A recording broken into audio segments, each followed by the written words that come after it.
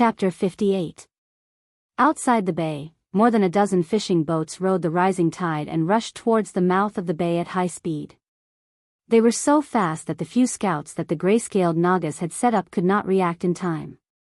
All the elite warriors had been transferred into the bay, and the small number of Nagas and Murlocs left outside the bay did not even have time to react before they were defeated by Duque's magic. The fishermen fearlessly crashed into the mouth of the bay, following the tide and pulling out the plug at the bottom of the cabin with a long rope, allowing a large amount of seawater to pour into the boat. At the same time, they looked for an opportunity to jump into the sea and quickly swam back to Makarov's side.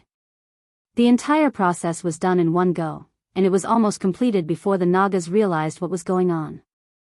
When more than a dozen boats completely blocked the mouth of the bay, Duque stood at the top of the largest boat and made that extremely pretentious declaration. "I heard that we can farm monsters here." At first, the gray-scaled Nagas and their subordinate Murlocs did not know what it meant. As far as they were concerned, it was ridiculous to think that they could block their way out by using a few broken ships to block the entrance of the bay. But soon, they could not laugh. Level 2 spell, Darsong's Cold Prison. Low-level spells also depended on who was using them. If it was the previous Duque, it would not be an exaggeration to say that he was squeezed dry n times. But now, Duque was an earth mage with a perfect, arcane circuit. Duque shouted fiercely, ha-dash! A horrifying chill instantly burst out from his body. It was very difficult to simply freeze moving seawater, and Duque used a trick of using a sunken ship as a framework. The seawater that turned into ice was stuck by the sunken ship, and in turn, became the support of other ice blocks. Layers of ice were stacked on top of each other, and the entire huge ice dam was almost completed in the blink of an eye. The Nagas and Murlocs blinked and saw that Duque was already standing on top of an ice throne that was more than 3 meters above the water, looking down at the gray-scaled Nagas and Murlocs who were tossing and turning in the bay with a calm gaze. In the next moment, the iconic 108 hands of magic appeared in the void. At this moment, Duque's aura was astonishing. He was so dazzling that he was like an ice god descending from the heavens. Near the mouth of the bay, a male Naga tried to attack Duque just now, but his entire lower body was frozen. He let out bursts of low wails, and the 3 arms that could still move were desperately slapping the ice. Noisy. Duque raised his eyebrows coldly. One of the hands of magic in the void suddenly extended its index finger, and a maximized arcane missile accurately pierced through the male Naga's mouth and the back of its head, splashing out an arrow of blood. Naga let out the last whimper of its life. Its tall and majestic body swayed, then fell back onto the ice. There was silence on the battlefield. Everyone who witnessed this scene seemed to have forgotten about time and everything in the outside world. Makarov and the other mercenaries and fishermen subconsciously stopped what they were doing. Apart from the salty smell of the sea and the chill of the icy wind, the air in their nostrils seemed to be filled with excitement, heat, and a hint of a legend. Are all old mages this powerful? Or is it that only Sir Duke Marcus is this powerful? Even though everyone on the boat had their eyes on that ridiculously young figure, Makarov did not forget his current situation. He took a step forward and blocked Duque's line of sight from the dazed helmsman. He pulled out his dagger and swung it in the opposite direction. "What are you standing there for? Turn around immediately. We'll await your triumphant return. Are you trying to shame your name by losing a fisherman?" The subordinates immediately came to their senses and quickly turned the helm, leaving Yang Fan behind. Within the bay, the battle that had paused for a short while began once again. Just like Blind Old Man and Fish Spear, the Murlocs under the gray-scaled Naga's command crumbled the moment they saw Duque's many hands of magic. They cried, screamed, and made all sorts of unintelligible noises. Thousands of Murlocs were thrown into chaos in the middle of the bay. "Kaku, in the name of the mighty god of the sea's 100-handed reaper, attack!"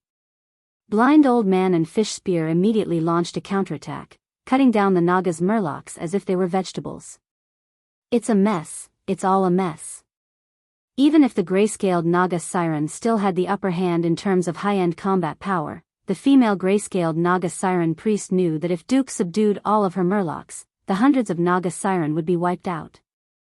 She ordered the strongest male Naga siren warriors to continue attacking Vara while she personally led her subordinates and charged towards the mouth of the bay. They had to kill Duque and open up a gap. As long as they could get rid of Duque, the Naga siren's last hope, then everything would be back on track. Duque sneered as he watched the Naga charging towards him. "Hey, System Elf, what's the evaluation result of the plan I proposed to you last time to use Hand of Magic to shoot arcane missiles at the same time?" With the System Elf, it was equivalent to automatically having the metamagic specialty of multicasting. The only difference was in power. After examining the host's arcane circuit, it is recommended that the host fire no more than 80 arcane missiles at a time.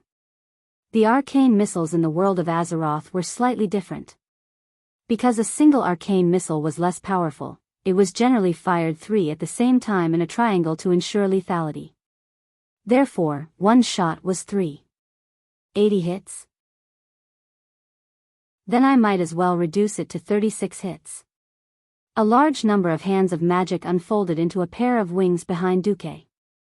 Duque raised his right hand and waved it down forcefully. As if hearing the command of their commander, the hands of magic in the void turned their wrists at the same time and fired 100 shots at the same time. The arcane energy that was the size of a fist was emitted, and the powerful and destructive energy expanded. The resulting bluish-purple light strongly stimulated the eyes of the Naga.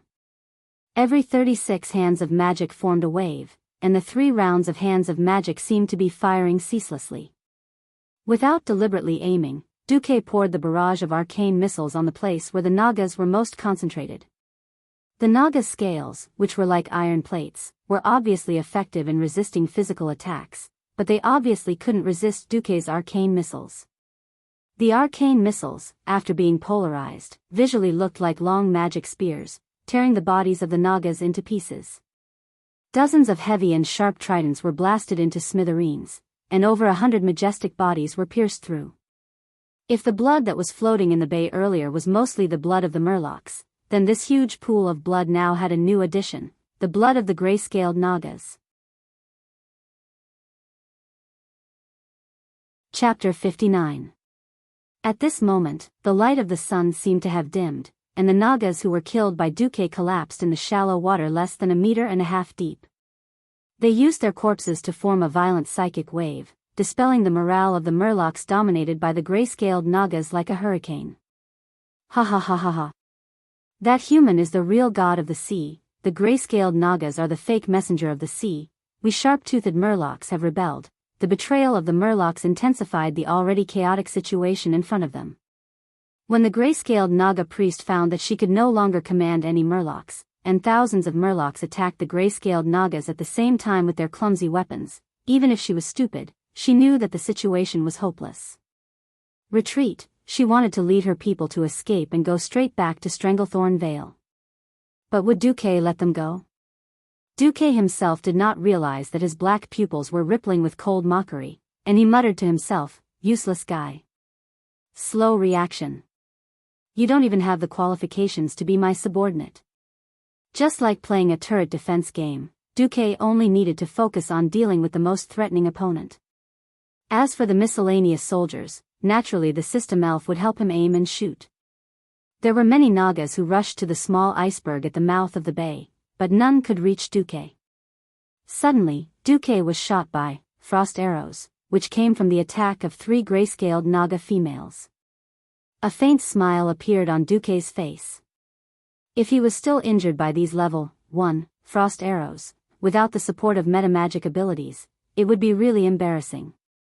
He gathered some of his magic, raised his left hand, and an ice wall appeared in the path of the 3 frost arrows that the system calculated would have to pass.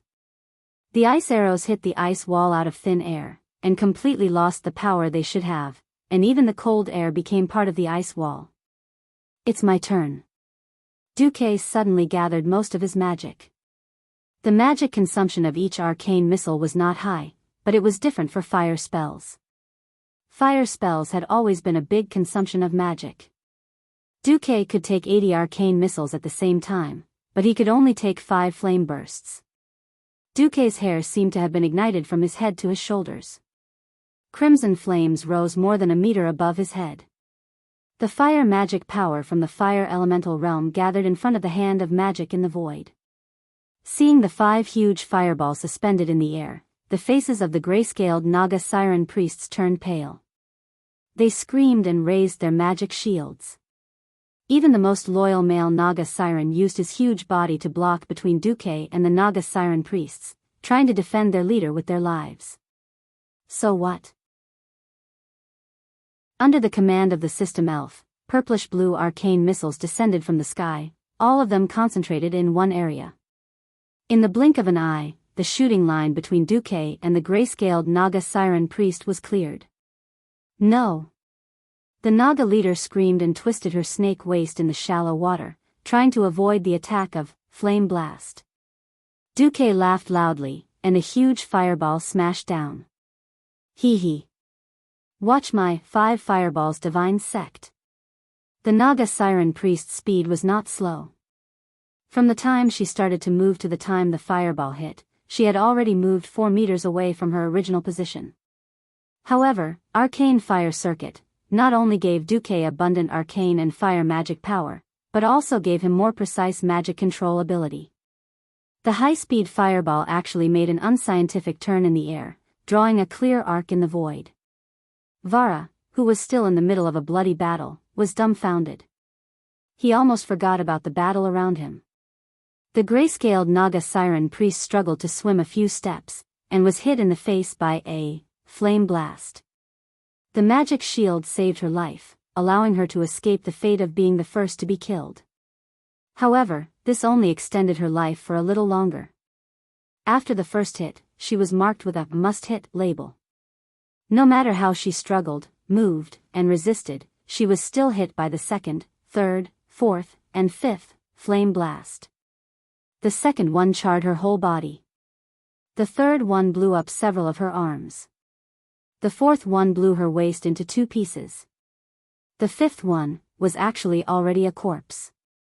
Under the gaze of thousands of murlocs and hundreds of Nagas, the dignified gray-scaled Naga siren leader and clan high priest was killed by Duque's fire magic in the shallow water area. The intense heat even evaporated all the water around the gray-scaled Naga siren priest in an instant, forming a temporary hole. After a full second, the seawater filled the hole again. At this time, Duque's fierce and domineering voice echoed throughout the bay. Who else? Come out. Even if Duque used the human language, it did not hinder the murlocs from understanding Duque's meaning. Duque was forcing the next challenger out. Were there any more challengers? The number 1 male Naga siren warrior of the gray-scaled clan was cut into sashimi by Duque. Their chief priest had also become a roasted fish. For a moment, the whole battlefield was dead silent again. Duque's domineering and fierce eyes swept from left to right, and found that no one dared to look at him. Duque suddenly had the feeling of a max-level mage returning to the novice village to farm monsters. That's good, in the name of the 100-handed death god, I command you, surrender to me, or die. Thousands of murlocs knelt down, calling out, Kakagao, non-stop. The symbol of submission was even translated by the system elf, and Duque didn't bother to read it. The only 2 remaining female Naga siren priests of the gray-scaled clan put their 6 arms together and bowed. At the same time, all the surviving male Naga siren also showed their submission. Even if Duque had the idea of taking them in, before he killed the gray-scaled leader, there were still more than 100 gray-scaled male Naga siren who were shot into meat paste by arcane missiles. Looking at the more than 280 gray-scaled Nagas, Duque suddenly had the idea of killing the gray-scaled Naga siren leader in seconds.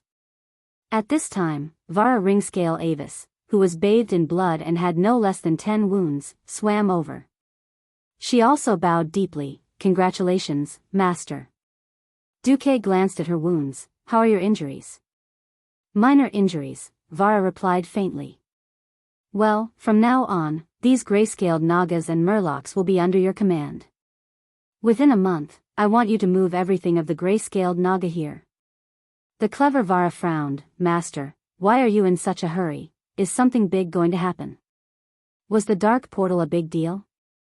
Of course it was. Of course, Duque couldn't tell Vara. it is indeed a big deal, maybe in 2 or 3 years, maybe in a few months, I can't say for sure. However, this is indeed a super big deal that involves the whole world. You just have to prepare for a large-scale naval battle. Vara knew that as an outsider, she couldn't get Duque's complete trust. And Duque's performance of descending from the heavens had deeply shocked her. Now, she had no other thoughts. Although she didn't know who her enemy was, Vara bowed deeply again, as you will. Chapter 60. It was another glorious victory. More witnesses, more spoils of war. For 3 days in a row, the corpse of the gray-scaled Naga leader and hundreds of Murlocs hung in the port of Stormwind. Most of the Naga and Murlocs within 300 nautical miles of Stormwind have been wiped out by His Excellency Duke Marcus. Fishermen, you can fish to your heart's content. If you join our Hurricane Chamber of Commerce, you will receive better protection and better profits. If you don't have a boat, we can lend it to you first. You only need to sign a 5-year labor contract with our Chamber of Commerce, spend no less than 25 weeks at sea every year, and promise to hand over 30% of the catch to the Chamber of Commerce. A brand new fishing boat is yours, and once the contract expires, the fishing boat will belong to you. As one of Duque's mouthpieces, Makarov had officially become Duque's follower. Now, he often encouraged more fishermen at the docks for Duque, and more young men to join Duque's newly established Hurricane Chamber of Commerce. In fact, Duque used the common method of taxi companies before his transmigration to seduce fishermen or fishermen's descendants who could not find work, and it was really successful. And more varieties of fish and seafood also supported the expansion of Duque's business. Especially in the last month, Duque had formed a whaling fleet. On the big ship, Duque patted a few huge barrels next to him. This is the float. As long as the javelin tied to the rope hits the whale, we don't need to fight this behemoth at all. We just need to stop it from diving, and when it runs out of strength, victory will be ours. Duque's explanation made Windsor, who was standing beside Duque, speechless. Yes, Windsor had returned with the craftsman that Duque needed. Before he even arrived at Stormwind, he had already heard of Duque's reputation in cultivation. A pearl line. In this era where diving was risking your life against Murlocs, Naga, and sharks, most people could only try their luck picking up pearls from the shells that washed up on the beach. But Duque continuously produced all kinds of seafloor specialties that made nobles crazy. The appearance of the pearl sea route also stimulated the merchants of Culdilas. A bet of 500 gold coins? There were more than 2 zeros. Therefore, Windsor simply said that he was sent by the owner of the pearl line to recruit craftsmen. In addition, Duque managed to convince the Stormwind army to lend him a griffin and have Makarov bring 20,000 gold notes to Windsor. In the end, Windsor had not only brought along a huge team of 200 craftsmen, but also cleared out all the inventory in Kultira's shipyards. Unexpectedly, as soon as he returned and saw Windsor's ship, Duque had a new idea, a whaling fleet. The others threw the javelin with their arms, but Duque was even better. He simply stuck the javelin into the whale's tail with hand of magic. The sailors watched in astonishment as the barrels swayed on the surface of the sea, but did not sink. More than an hour later, the exhausted whale floated to the surface of the water. Seeing this scene, the hundreds of sailors on the 3 whaling ships burst into enthusiastic cheers. Windsor and Makarov were dumbfounded. Reggie, do you know what this big guy is for? Reginald Windsor, who was nicknamed Reggie, was still not used to Duque's almost blind trust in him and the way he treated him like an old friend. He wanted to do business, but remembered that he had lost the bet, and he was already Duque's follower. Sighing in his heart, Windsor asked tentatively, "Can it be eaten?" Duque smiled and shook his head. "Most whale meat is not delicious. What I want is inside the whale." Duque would not say it out loud. His goal was the ambergris of the sperm whale. That thing made into a perfume would drive the noble ladies of the entire Azeroth human kingdom crazy. He knew what to do in general, and this would be the key stepping stone for Duque to open the door to wealth and convenience. Duque continued, "Of course, I won't waste such a big piece of meat. Drag it back, and I'll tell you how to make it taste good. By the way, whale fat is also good stuff. Duke already had a complete set of soy sauce brewing methods. This was purely something that Duke accidentally remembered when he was bored and asked Biyao what soy sauce was. He would divide the process into multiple parts, each operated by a different master. In fact, the first batch of finished products was already out, and the results were quite good. A few days later, in the Stormwind Palace, King Lang Rin and the Queen, the young prince and princess, and Anjuan Lothar saw the royal chef serving him a dish he had never seen before. This is... The king looked up and looked strangely at his royal chef. This is a new dish that has recently appeared in Stormwind, raw salmon. Fish? That stinky thing? And how do you eat it raw? In Azeroth, people still did not know how to avoid the smell of fish. In the minds of most nobles, things like fish were eaten by the lower classes.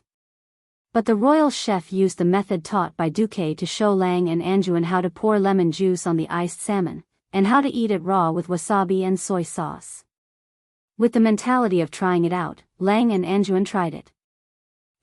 It really tastes special. I think I'm starting to like this stuff. Lang gently wiped his mouth. The little prince and the little princess repeatedly said that they wanted an extra portion.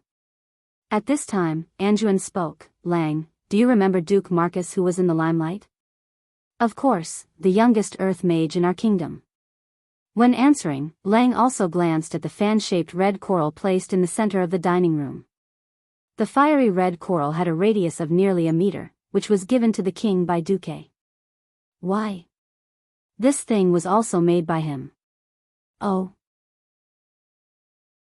Isn't he a mage? How did he become a chef? King Lang was curious. In fact, this mage Marcus has done a lot of things. Anjuan told Lang one by one what Duque had done recently. From taking back the Naga and Murlocs, forming the Pearl Sea route, to expanding the fishing range of fishermen, to whaling, to making spices such as soy sauce and wasabi. The more Lang listened, the more he liked it. I like this little guy. My tax officer has mentioned him to me more than once. He pays taxes on time and in full in one go. It seems that we are going to have a good year. Unfortunately, Mediv is missing, otherwise I would have recommended this dish to him. The problem is that recently, he officially submitted a report to me, hoping to form a whaling team of 200 men using javelins and cannons, and to expand a large stone pier.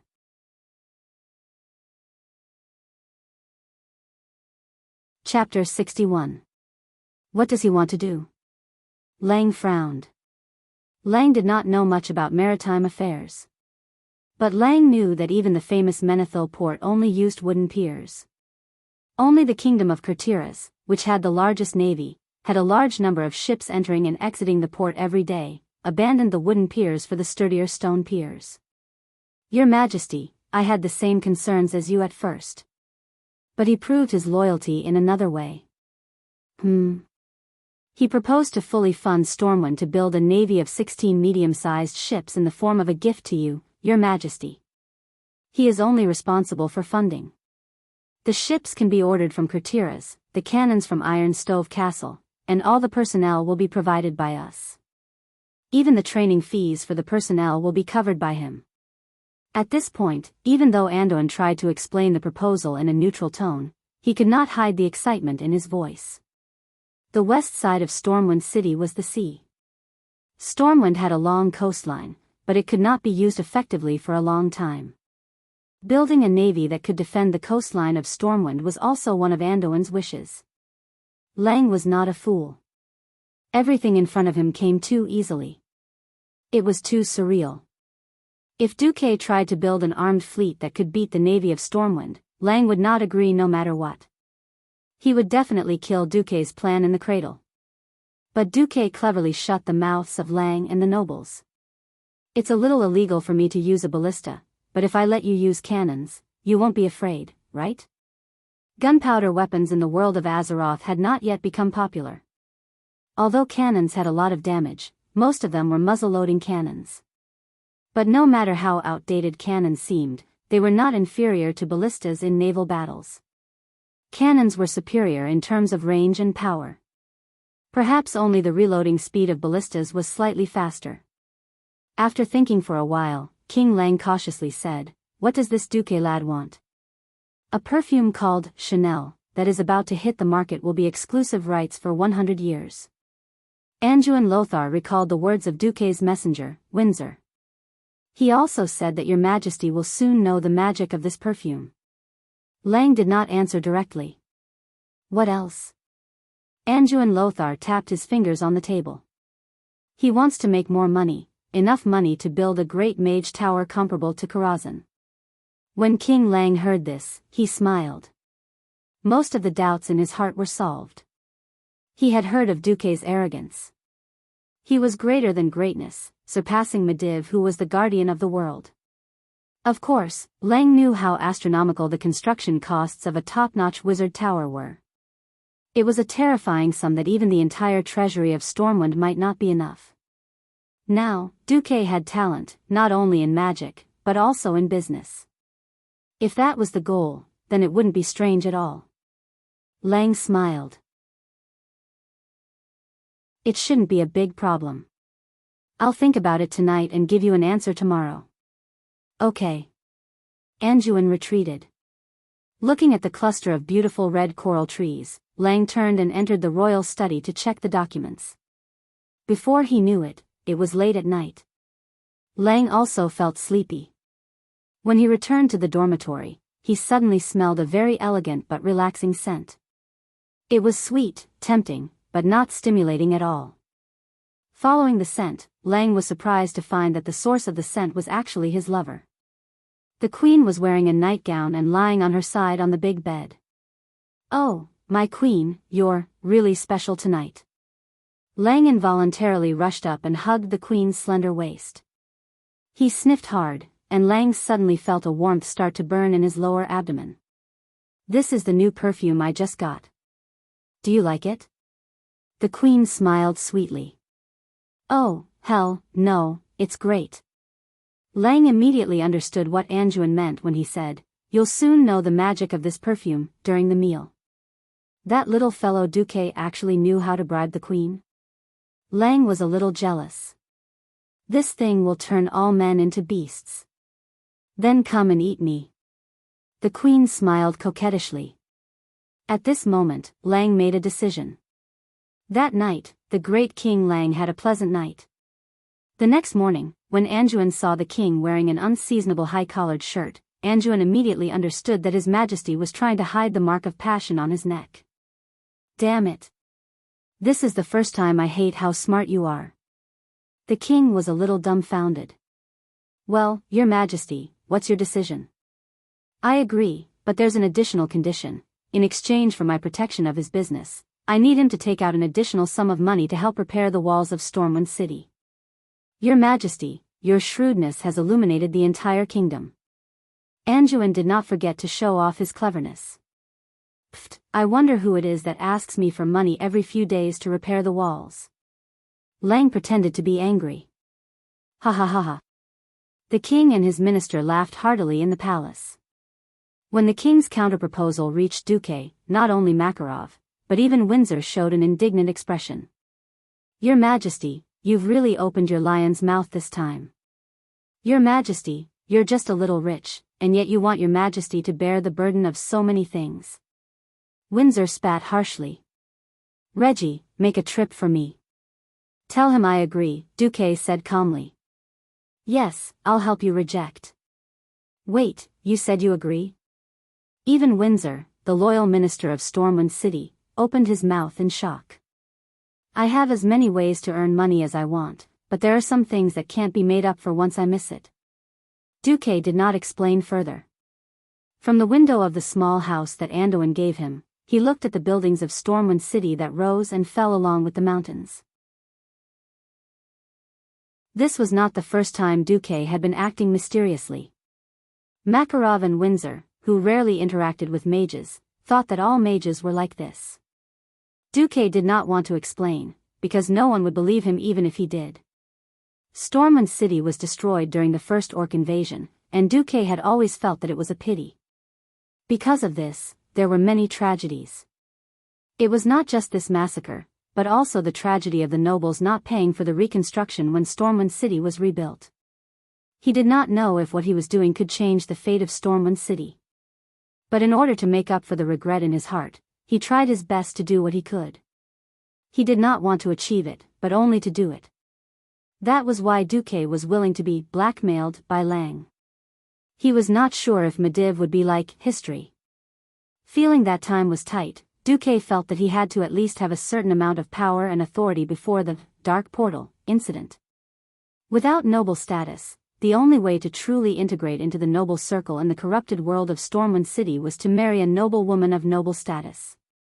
But Duque did not have the time to play political games. Similarly, political promises were not reliable. Since that was the case, if he wanted to have the authority of a chess player in the shortest time possible, he had to find another way. Now, it was clear that Duque had succeeded. Once the news spread, Duque quickly gained a new nickname, Sea King Duque.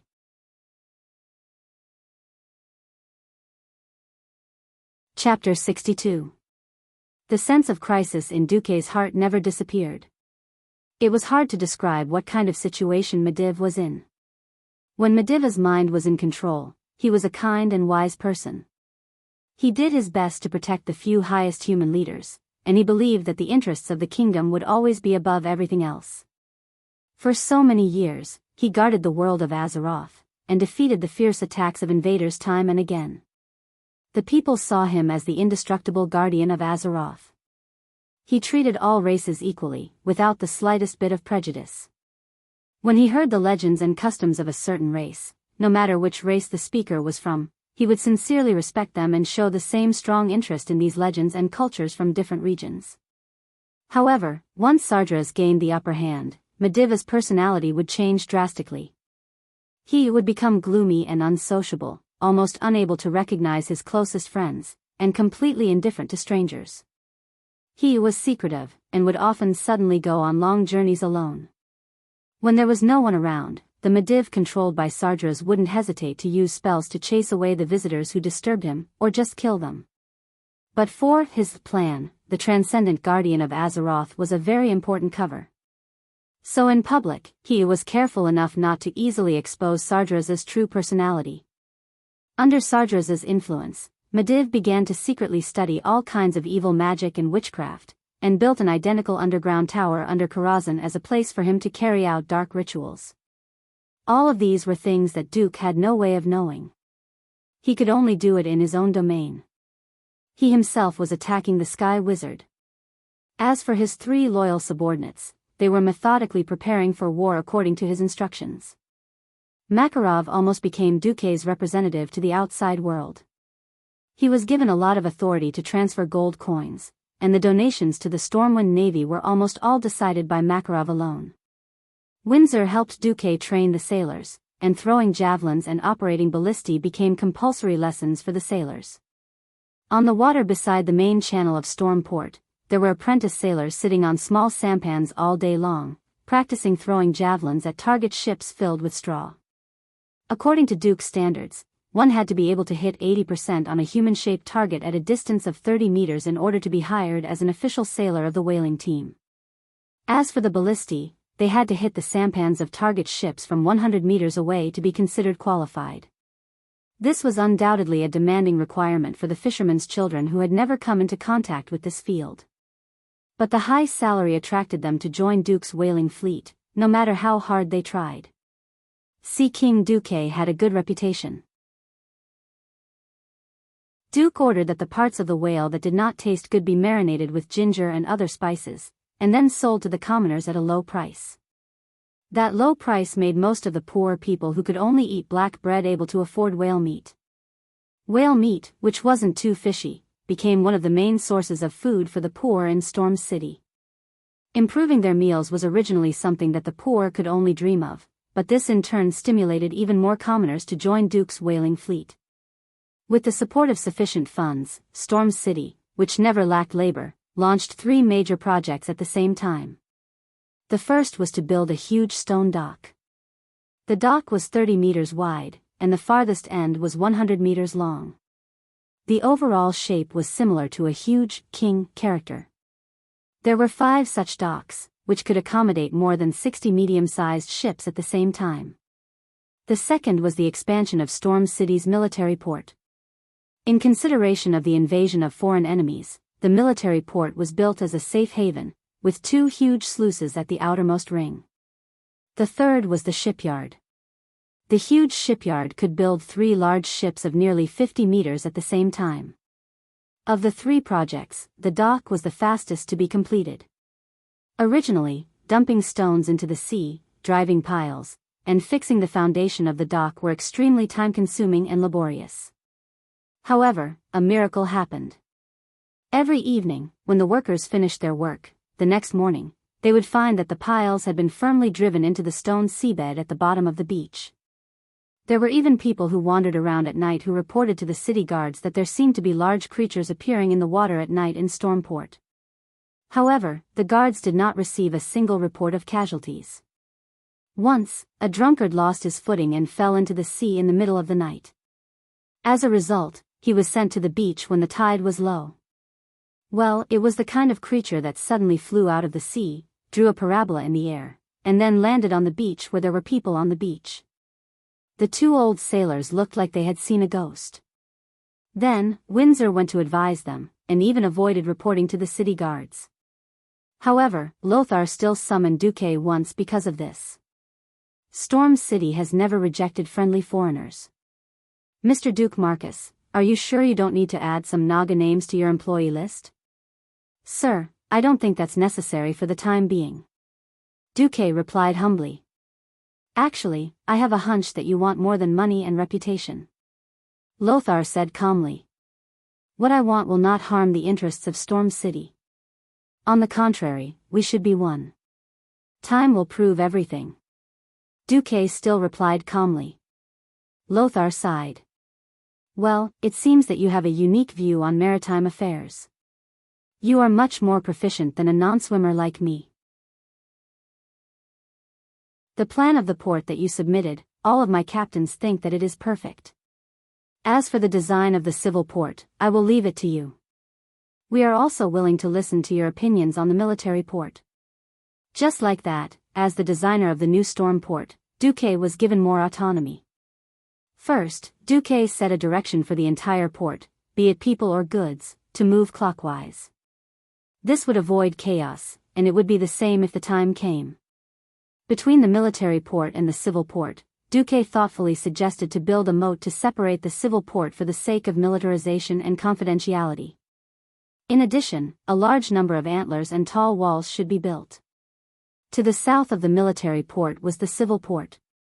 All the warehouses were set between the military port and the civil port. Intentionally or unintentionally, Duque left a huge passage between the gates of Storm City and the port that could allow 100 people to walk side by side at the same time. Next to the warehouses was a 50-meter isolation belt, and then the city walls of Storm City. Inside the city walls was the newly built fish market. After all this was done, 3 months had passed.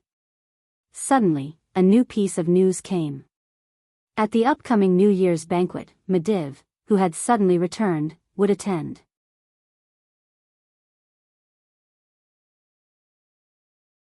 Chapter 63.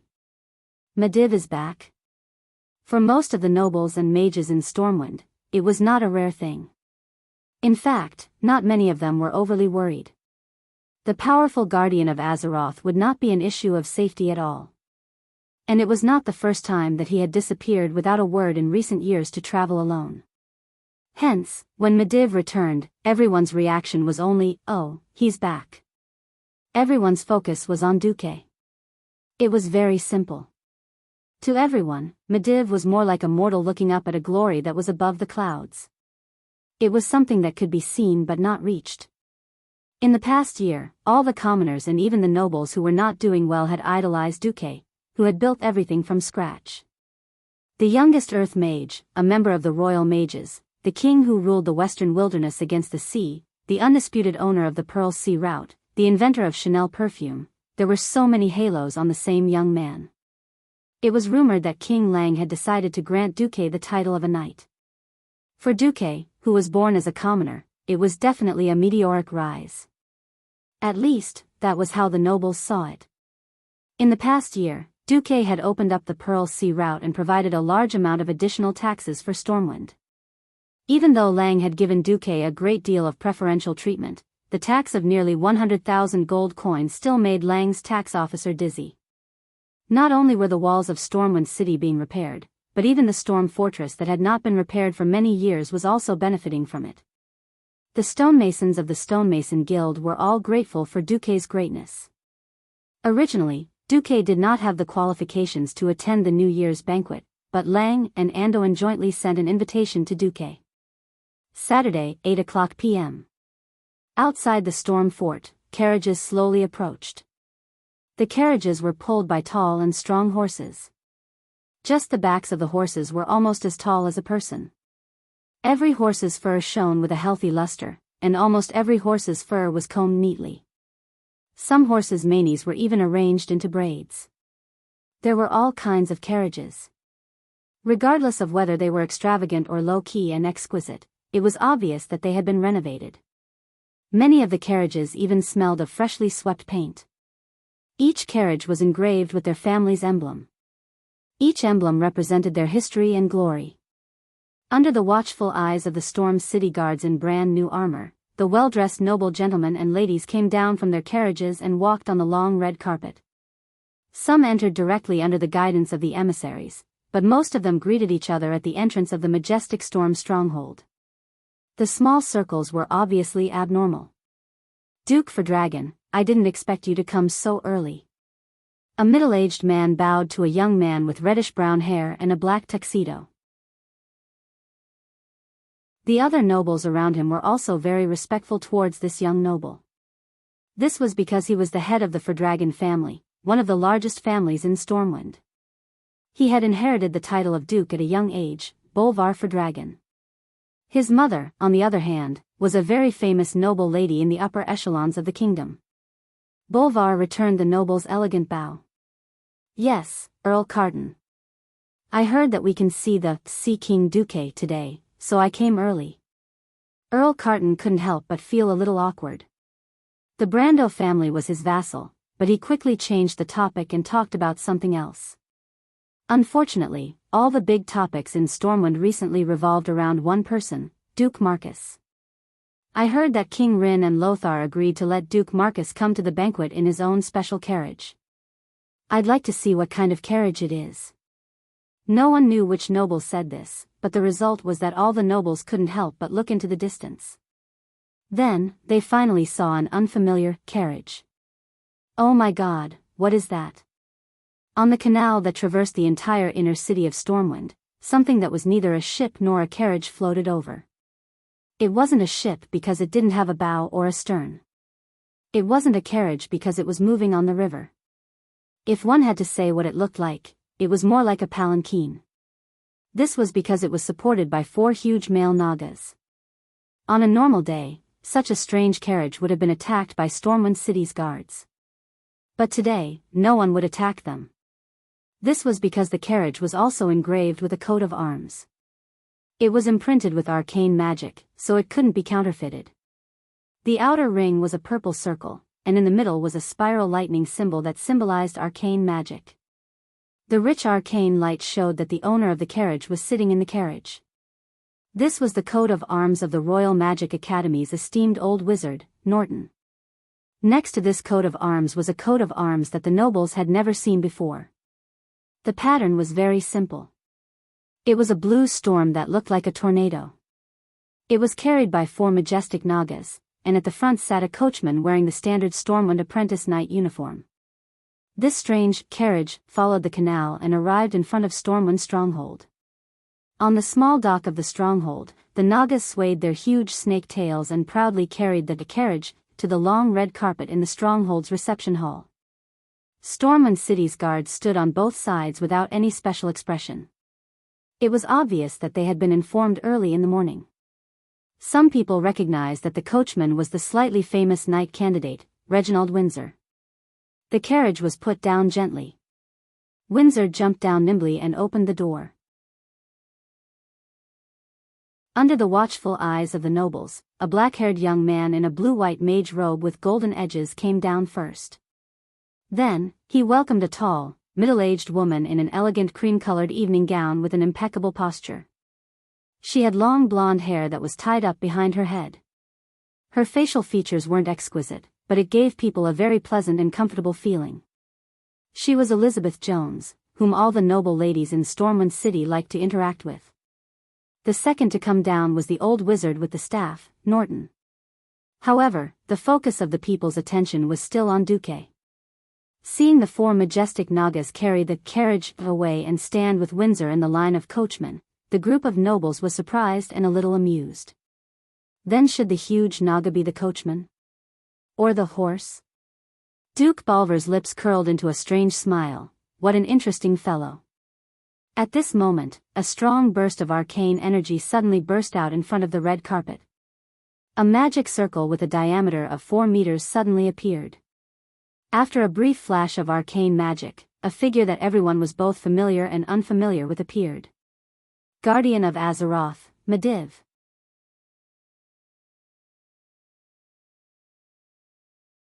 Chapter 64. The reaction of the royal guards of Stormwind City was a benchmark after the blue-purple arcane light and the flowing light ribbons filled with runes floated away. As the royal guards who had witnessed Medivh's magnificent appearance countless times, they did not move at first, but in the next moment, at least 10 guards chose to hold their spears horizontally at high speed. The steel spears in their hands that were more than 2 meters long were never just for decoration. But halfway through their stances, they clearly showed signs of hesitation. Every guard recognized that it was indeed Medivh, but they all had doubts. Under that face that they had seen many times, was it really the same soul?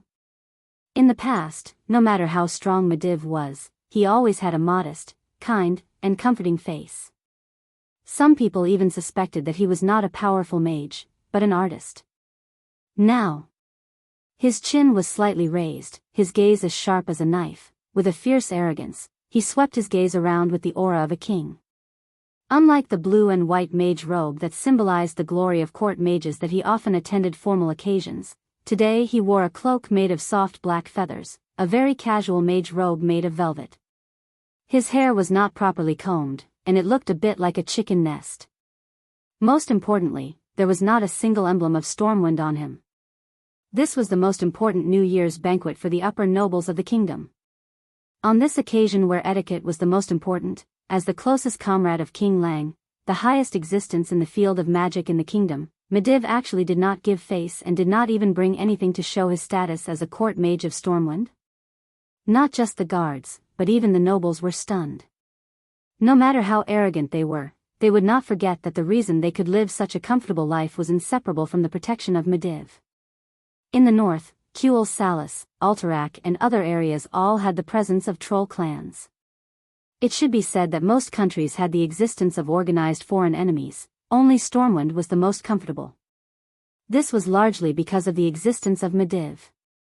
What the hell was Medivh doing now? For a moment, the atmosphere at the scene froze. Medivh did not care about the gazes of the nobles and guards at all. He, or rather Sargeras, looked with interest at Duque not far away. "Hey, didn't expect to see you here." "Duque, kid." "Kid?" Duque's eyelids twitched. He saw the words in the system prompt, "You have received deep attention from Medivh, who is completely controlled by Sargeras." He bowed to Sargeras and said in a clear voice, "I didn't expect to see you here either, respected guardian. I heard that you were missing. During the time you were traveling alone, everyone was worried about you. Although it feels like you're a different person when we meet again, it doesn't matter. The Guardian's health is the guarantee of the kingdom and even the world of Azeroth." Sargeras was amused by Duke's words, which were neither servile nor overbearing, but seemed to have a hidden meaning to them. He cast his gaze on the Nagas beside Duque's carriage. Facing Sargeras's aggressive gaze, the 4 majestic Nagas trembled involuntarily, with deep fear in their eyes. They didn't know that this fear from their souls was because their ancestors, a group of elves with the High Elf Queen Azhara as the core, had been loyal to Sargeras. Sargeras didn't care about the Nagas, who were weak and incompetent in his eyes. He smiled and pointed at Duque. Only power is eternal. It's meaningless to rely on these beast-like monsters to fight for the so-called Sea King title. As for the Nagas, I can destroy them all with one finger. Duque's hard work in the past 6 months was belittled, but Duque wasn't angry. He said pointedly, "There is nothing on this land that you can't destroy." As soon as this was said, even the nobles gasped. Duque really dared to say that. Was he accusing Medivh, the guardian of the world, of being the most terrifying existence? There were also a few nobles who were gloating. They had had enough of Duque's glory, and had enough of not being able to deal with Duque, who was under the triple protection of Lang, Lothar, and Medivh. This made them see the priceless pearl route, but they couldn't touch it. Now Duque actually had a conflict with Medivh. Good news. Great news. Unexpectedly, Medivh wasn't angry at all. He seemed to be in a good mood because of Duque's words. Ha ha ha. Kid, you'll know one day that only power is eternal. Ha ha ha. Ha ha ha ha. The arrogant laughter was like that of a night owl. It was hair-raising, and the atmosphere at the scene became much colder. At this time, the mighty and majestic Anjuan Lothar arrived. He was wearing a blue and white knight's suit. He seemed to have seen Medivh's strange behavior. He still walked over. Out of his sensitivity to evil, he almost subconsciously held the scabbard with his left hand, and pressed his left thumb against the blade. This was a completely unconscious action, but it was noticed by many observant people. Medivh? Anduin said in a probing tone. Yo, my old friend. Medivh, who was controlled by Sargeras, had a slightly mocking expression on his face. Immediately after, he put on a warm expression and opened his arms. Because he was still wearing the black feather cloak, he looked like a goshawk pouncing on its prey. Anduin resisted the strange and ominous intuition in his heart, and his body stiffly accepted the hug of Medivh. Seeing this scene, Duque secretly heaved a sigh of relief. He knew that there probably wouldn't be anything major tonight. Demon King Sargeras had endless life, and it wasn't the first time he failed to invade Azeroth. Every failure made him extremely ashamed and angry. 10,000 years of hatred had long been imprinted in the soul of the Demon King. Even if he had already controlled the world's strongest mage, Medivh, and mastered that terrifying magic, Sargeras still felt that it wasn't enough. A simple massacre was no longer enough to fill the anger in his heart. He wanted to play with every existence in this world, make them fall under the conspiracy, and make them beg and worship him in pain and despair. So, today, Sargeras would still be the last Medivh. Not caring about Duque anymore, Sargeras took the strange staff that Medivh was most famous for, Atish Guardian's legendary staff, and walked affectionately with Noxus on the red carpet into the banquet hall. Looking at Atish Guardian's legendary staff, Duque was in a trance, as if he had returned to the years in the game. The Atish in real life was just as ugly as he was now. The entire staff was dark orange, and the head of the staff was like a chicken leg. It was long and slender, and slightly taller than a human. The biggest feature was that every once in a while, there would be 3 translucent crows circling not too high above the head of the staff. Duque was a little embarrassed, but his heart was burning with eagerness. He didn't know if he would have the chance to obtain this one and only artifact like in the game in this life.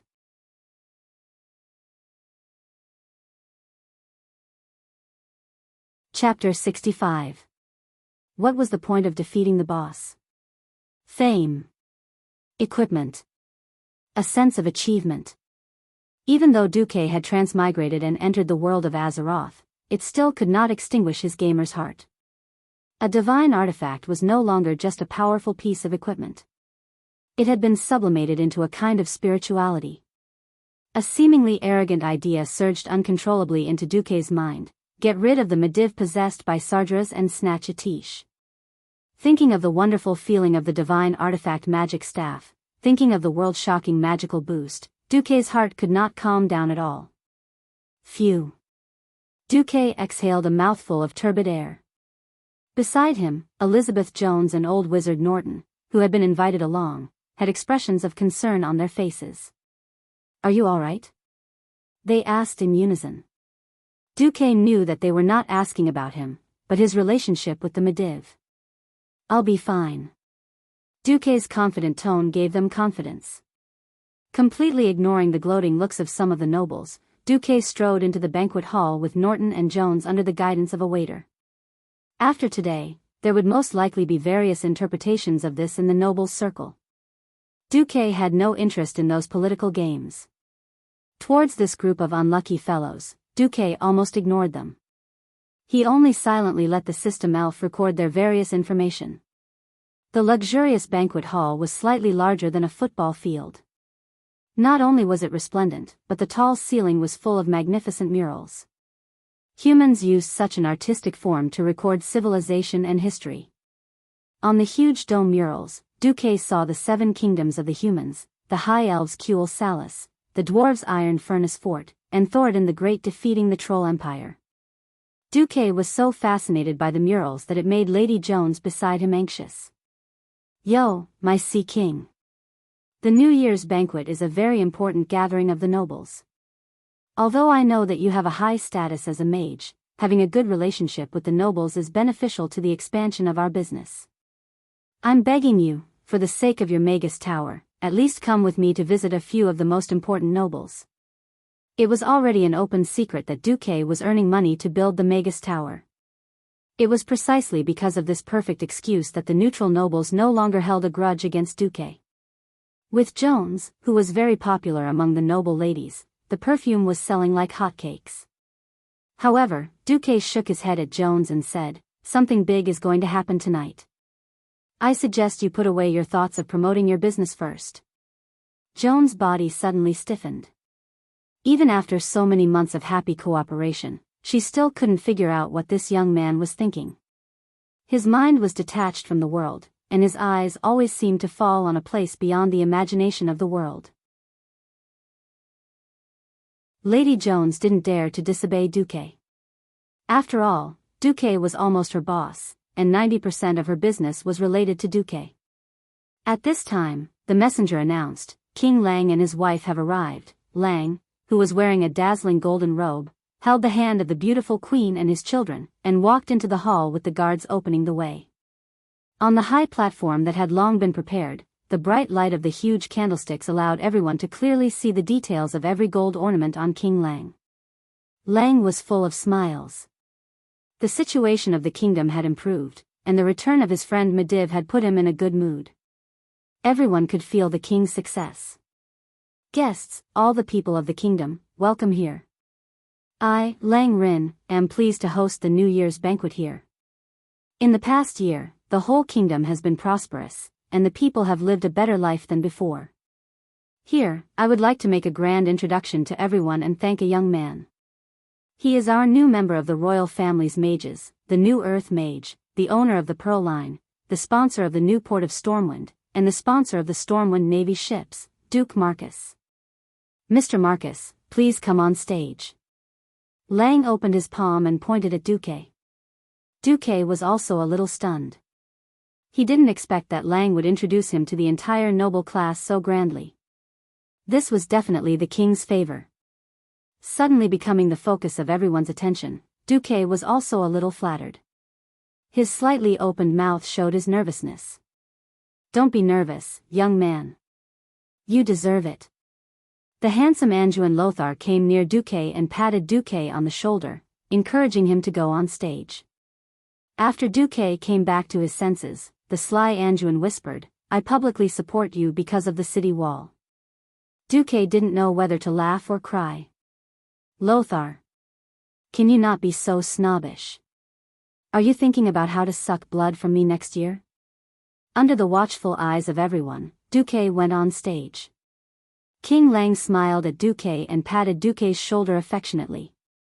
He then slowly pulled out his golden sword that looked like an eagle spreading its wings. "Please kneel, young man." "Kneel? Kneel for what?" Duque couldn't react at all.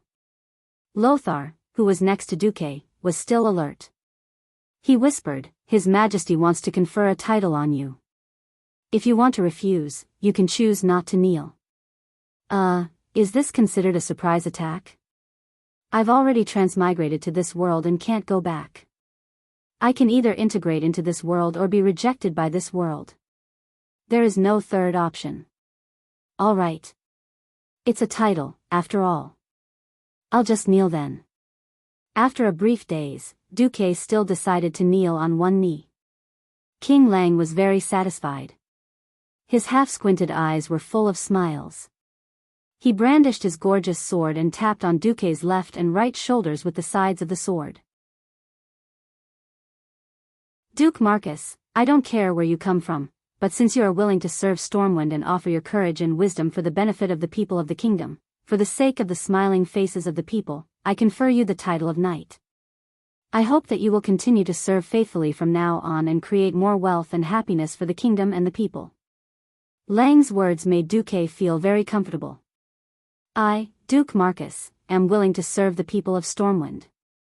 No one noticed that Duque cleverly followed Lang's words and avoided the words kingdom and king.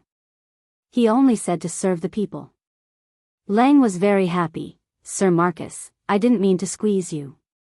But the life of the people of the kingdom is still difficult. I hope you can perform better next year. I will. Duque stood up. He could really feel the envy, jealousy, and hatred coming from all directions. Conferring a title as a commoner, it was often only by making great military contributions that one would be promoted from the knight class. But Duque had completely bypassed the knight class and directly entered the realm of the true aristocracy. This was inseparable from his covert expansion of territory in Stormwind.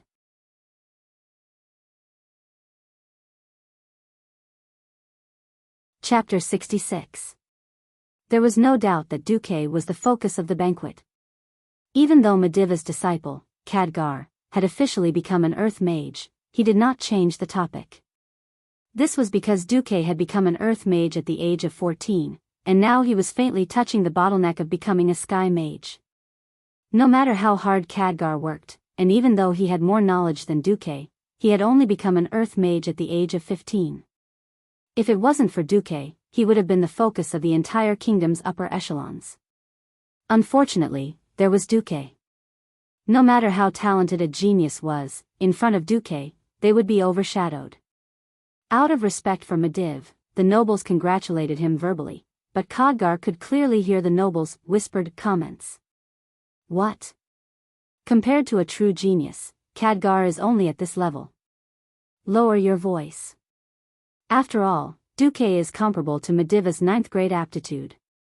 Didn't you see that Mediv also said that he wanted to take Duque as his disciple? Khadgar should be happy. If Duque had become Mediva's disciple, would he still have the resources he has now? In the end, Khadgar was still a 15-year-old child. Even if he had a complicated past, he could not be as mature and steady as an adult. His forced smile could not hide his disappointment. He suddenly longed for Mediva's comfort. Only Mediv, the strongest mage in the world, the wisest and most forgiving senior, could give him comfort. He turned his head, as if he had been struck by lightning. What did he see? A cold master. If it was a dignified one, then so be it. But Mediv, who he had not seen for months, had a ridiculing expression on his face as if it had nothing to do with him. What happened to Master? Khadgar was stunned. Before the banquet officially entered the ball stage, there was still one more segment, and that was for the nobles or invited guests to present gifts to the king. Generally speaking, King Lang knew how to conduct himself. After all, this was a segment where the poor begged for tips, while the rich begged to show off. Presents were not just simple gifts. For example, if a poor fellow presented a poem of praise to the queen or the little prince or the little princess, they could also receive a reward from the king. Dumbfounded, Duque watched as a minor noble said to the king, "The beautiful queen is like the stars in the sky, blinking like a frog." Blinking, he didn't know if there was a problem with the system elf's translation, or if it was a lousy poem.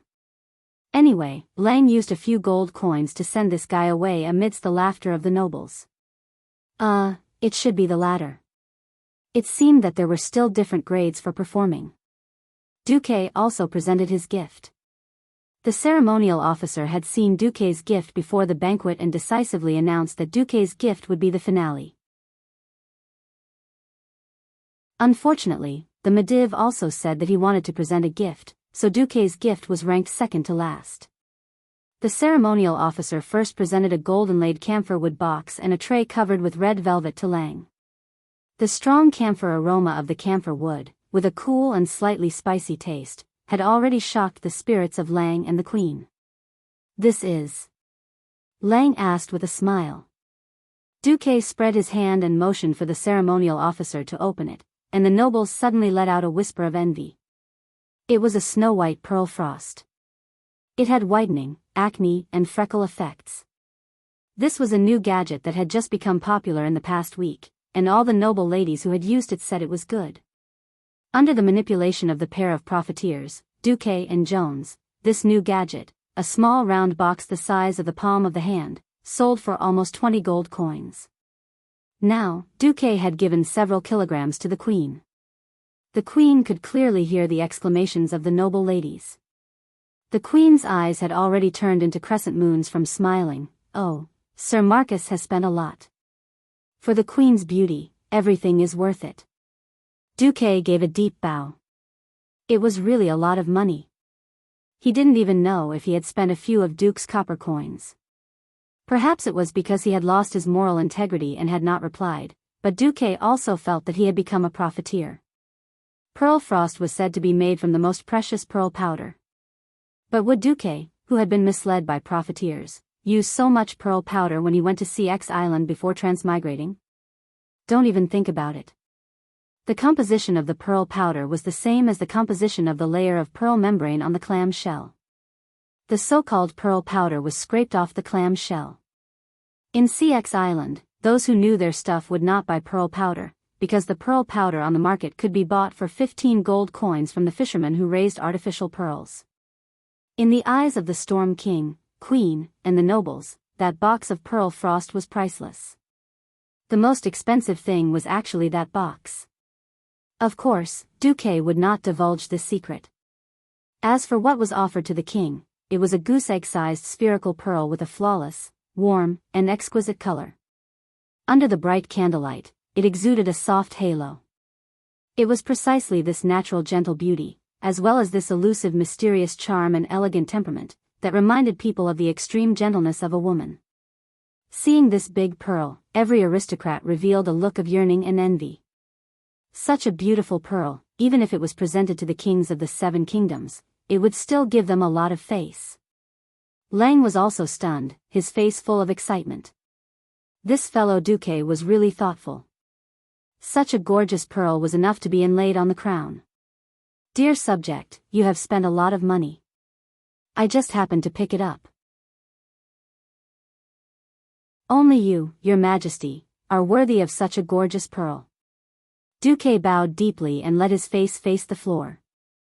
It was not that Duque was so polite, but rather that he was afraid that he would not be able to control himself and laugh. Before transmigrating, who didn't know that the bigger and more beautiful a pearl was, the more fake it was. Pearls were formed when a mussel opened its shell to absorb sand and other foreign substances. The foreign substances stimulated the mussel's shell to secrete nacreous substance. Wasn't it easy to make a pearl round? Just get a larger glass bead inside, and the rest of the mussel's shell would be done by itself. Now, Duque had a few giant mussels that were more than 2 meters long in the western wilderness. Duque had already asked Vara to make a hole in the shell to lock the mussels. As long as Duque wanted, Duque could even make a pearl the size of a human head. Speaking of which, Duque was so good at conducting himself purely because Duque wanted to make things difficult for Mediv, who was controlled by Sargeras. Duque had already vaguely guessed what Mediv was going to offer next. He wanted to hold up the hearts of Lang and Andoin first, and when Mediv threw their hearts down, they would be more deeply and in more pain. After receiving the king's praise, and after Lang promised to give more convenience to Duque, Duque retreated. The focus of the audience fell on Mediv, who had been looking at the audience with a faint smile and an unfriendly gaze.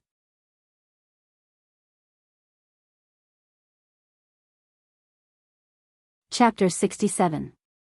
Lang, who was in a good mood, slapped his thigh on the throne and smiled. "All right, Mediv, my old friend, the guardian of Azeroth. Logically, there shouldn't be any formalities between us. But since you said you wanted to present a gift, then come. I also want to see what you've specially found." There was a cruel smile on Medivh's face, which gave Lang a bad feeling. Not to mention Lang, even Anduin could not help but take a step forward. As childhood friends who had been friends for decades, they should not have such a reaction. But the ominous aura that was so bad that it was almost leaking out made them instinctively reject Medivh's approach. Mediv did not make a move. He opened his hand and suddenly conjured a large hourglass that was as long as his forearm and placed it in the hands of the ceremonial officer. It was a strange transparent hourglass. Inside the light brown birch shell was a glass hourglass. But the sand in the hourglass was shockingly black. Black sand that exuded an ominous and destructive aura. Shah, shah, shah. The sand kept pouring down, but the sand at the top of the hourglass slowed down very slowly. Rather than saying it was an hourglass, it was more like a strange magical device that was counting down. Seeing this iconic hourglass, Duque only felt his heart beating violently. This heartbeat was so violent that it felt like it was about to jump out of his chest. At the same time, his black pupils shrank to the smallest as he stared at the hourglass. "Hey! Mediv, from the first time I saw you today, I felt that something was wrong with you. What the hell are you doing?" Anduin Lothar walked forward. Unknowingly, he had quietly put on a suit of armor. Although it was also a ceremonial armor, it was still armor. One had to know that he was only wearing a knight's attire before the opening. Now, the future Azeroth lion, Anduin Lothar, was vaguely blocking the path between Mediv and Lang. He held the scabbard in his left hand and was in the posture of drawing his sword at any time. "Old friend, if it's a cold joke, isn't it a little too bad? Tonight is the New Year's banquet." Lang spread his hands, as if trying to smooth things over. The Mediv didn't appreciate it at all. His face was full of mockery and ridicule. "You will know what this is in the future."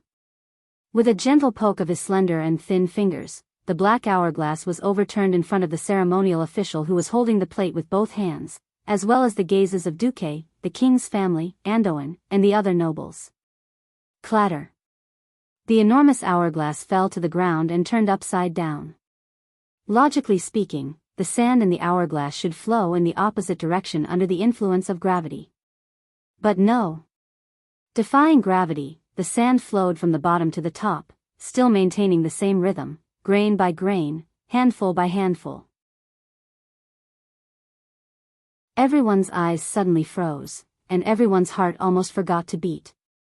Fear, uneasiness, and deep confusion gripped everyone's heart. The strong negative emotions almost made Lang's chest explode. He pressed his left hand on the pauldron on Anduin's right shoulder, as if he wanted to push Anduin away and ask Mediv face to face. However, Lothar's bulging muscles told Lang that the leader of the Royal Knights had already entered a combat-ready state. King Lang couldn't help but stiffen.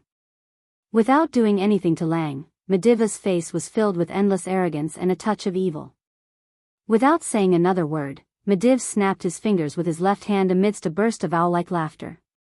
In an instant, his entire body disappeared. He turned into countless black crows that flew all over the sky, making unpleasant cawing sounds, and swaggered away under the shocked gazes of hundreds of nobles. Countless black crow feathers floated in the air. They spread an ominous and gloomy aura to everyone present. Banquet? Can the banquet still go on? Even if the chief protocol officer was extremely tactful and let the band play with cheerful music to slightly dilute the ominous aura. Unfortunately, no one would be in a good mood when they saw the black crow feathers on the ground and the hourglass that could actually flow sand in reverse. King Lang couldn't even hide his anger and confusion. He tried to continue with the banquet, but the attempt only lasted for 15 seconds. Lang nodded to the people below and left with his family. Following closely behind Lang's footsteps was the loyal Anduin Lothar, as well as dozens of fully armed royal knights who had arrived at the periphery of the venue. They were like a moving fortress, surrounding the king as he left. The banquet was not a good one. The nobles were also in a bad mood and dispersed one after another. "Let's go," Duque said to Madame Jones and old Mage Norton, and was about to leave.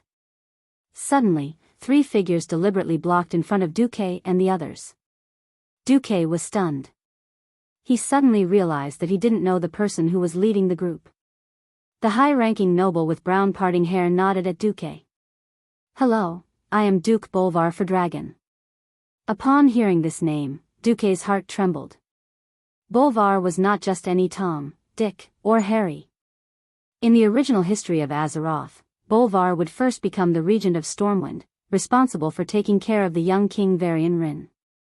Later on, Bolvar was ambushed while fighting against the Scourge Legion, and the expeditionary army he led was wiped out. He was lucky enough to survive, with an inhuman body. The Lich King tried to turn him into a Death Knight, but he thought that his great will resisted the Lich King.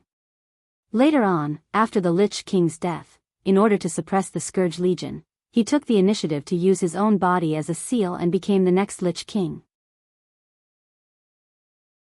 It could be said that Bolvar for Dragon was the model of a holy knight, a model of human virtue.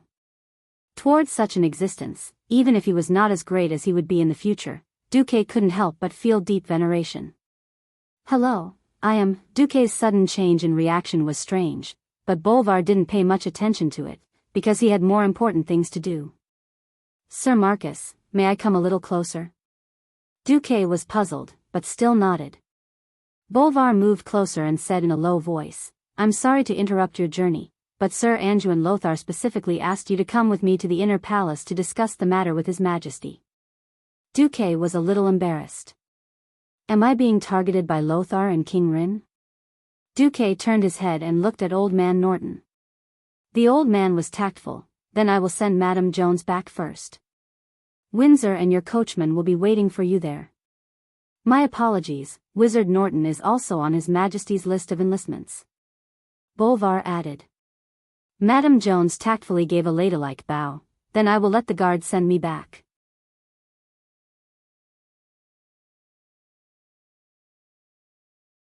Chapter 68. Walking along the long corridor of the Storm Fortress, Duque and Norton were not in the mood to admire the gorgeous corridor. Even though the murals in the corridor were so exquisite and the gold ornaments so gorgeous, what they noticed was that every guard of the Wang family had changed into a set of armor for the battle. As the guard of honor of the Wang family, every guard had a set of armor that was specially used for ceremonial purposes. The exquisite carvings, the long cloak, and the bright blue tassel on the helmet were all eye-catching, but Lothar, who knew soldiers very well, knew that every restraint on the battlefield was a fine line between life and death. What's more, there were so many of them. This set of armor was extremely simple and unadorned. Not only was it convenient to move around, but even every pattern was hand-painted with paint. It was not the kind that would create a whoosh in the air when it was waved around.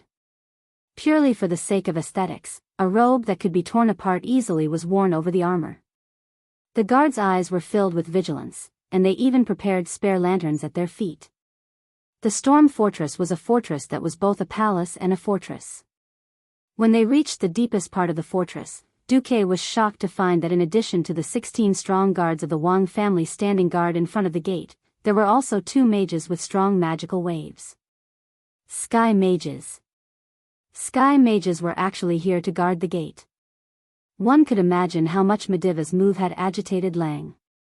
Seeing that Bolvar had brought Duque and Norton over, one of the guards took out 2 scrolls.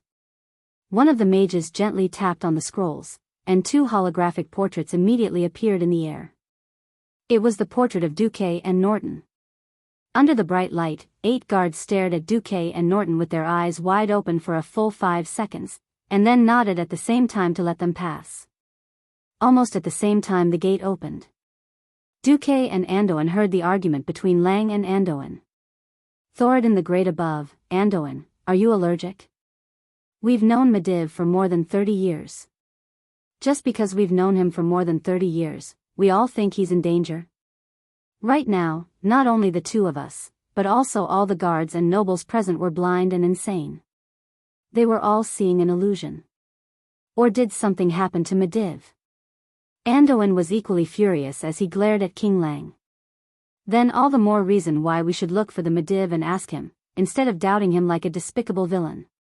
Lang slammed his fist on the hard long table. Did he respond to your call? Your Majesty. Did he respond to you when you showed him the king's token to summon the guardian in your magic message? In the past, no matter how much he traveled alone, there would always be a magic reply. Andoin's hair and beard fluttered in anger. Like a lion with its paws on the table, he roared at the king mercilessly. At this moment, an old man beside Lang, who was also wearing a court mage's robe, interrupted, "There's no problem with the magic transmission. It's the guardian who refused to respond." Lang was suddenly speechless. He slumped on the throne and rubbed his brows in annoyance. Then, he saw Duque and Norton, who were led into the inner palace by Bolvar. "All right, let's put the news about Mediv aside before we confirm that there's a big problem with him. Now, I know Mage Norton's wisdom. Then, Andoin, can you tell me why even Sir Marcus was invited?" Anduin Lothar seemed to have restrained his temper. He glanced at Duque thoughtfully. Because I realized that the moment the black hourglass appeared, his reaction was the most unique among everyone present. Lang frowned. "All right, let me ask again. Now, apart from Duque, who else here knows what this black hourglass is? Does it symbolize something?" At the table, there were 10 white-haired old men. Some of them were publicly acknowledged as wise men, some were historians, and some were knowledgeable old mages. Then, everyone took another careful look. Even Norton shook his head. In the next moment, all eyes were focused on Duque's face. Duque knew he was in big trouble. That's right, he was the only one who knew the truth. If his deduction was not wrong, this was the hourglass that would become famous in later generations. It was the hourglass that marked the opening of the Dark Portal for the first time and the orcs' invasion of the Azeroth continent. But, could he say it?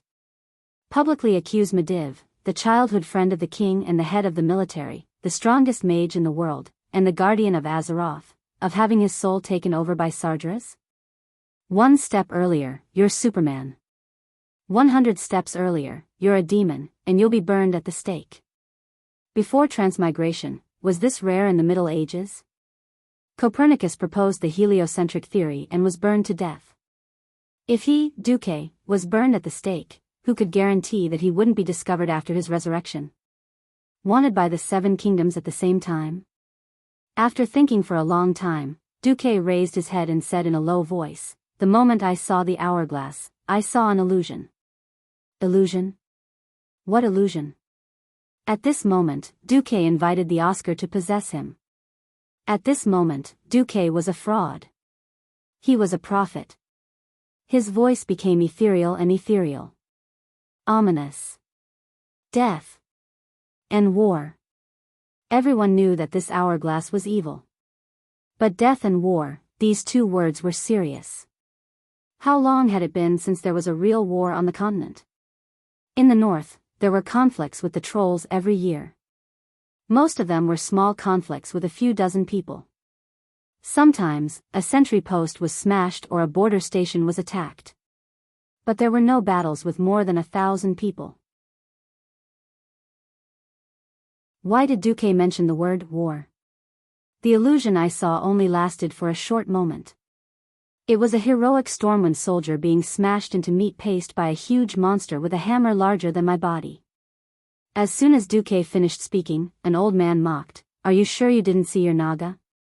This was already a personal attack. Duque immediately put him on the Brando family's kill list, but his tone was still humble. "I'm sorry, it was a giant monster with 2 arms and 2 legs, just like you. But you can only reach his waist." Without saying anything more, Duque bowed to the king. If not for the Medivh's insolence, this would have been a slander. Lang looked at Andoin, but Andoin spread out his hands. "Look, I'm not the only one with such a premonition of danger." At this time, Bolvar for Dragon also stepped forward. "I'm sorry, Your Majesty, please forgive me for being blunt." "Speak." At that moment, I also felt Mediva's contempt and hostility towards your majesty and the entire kingdom.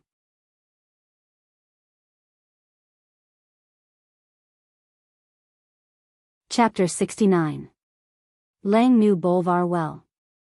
He was a righteous, self-disciplined young man who could be called a model of chivalry. As an important minister of the kingdom, Bolvar's attitude was also very important. Ryan nodded a little dejectedly. Well, if there's no new opinion, then everyone except the cabinet members, please leave first. Our cabinet is having an emergency meeting.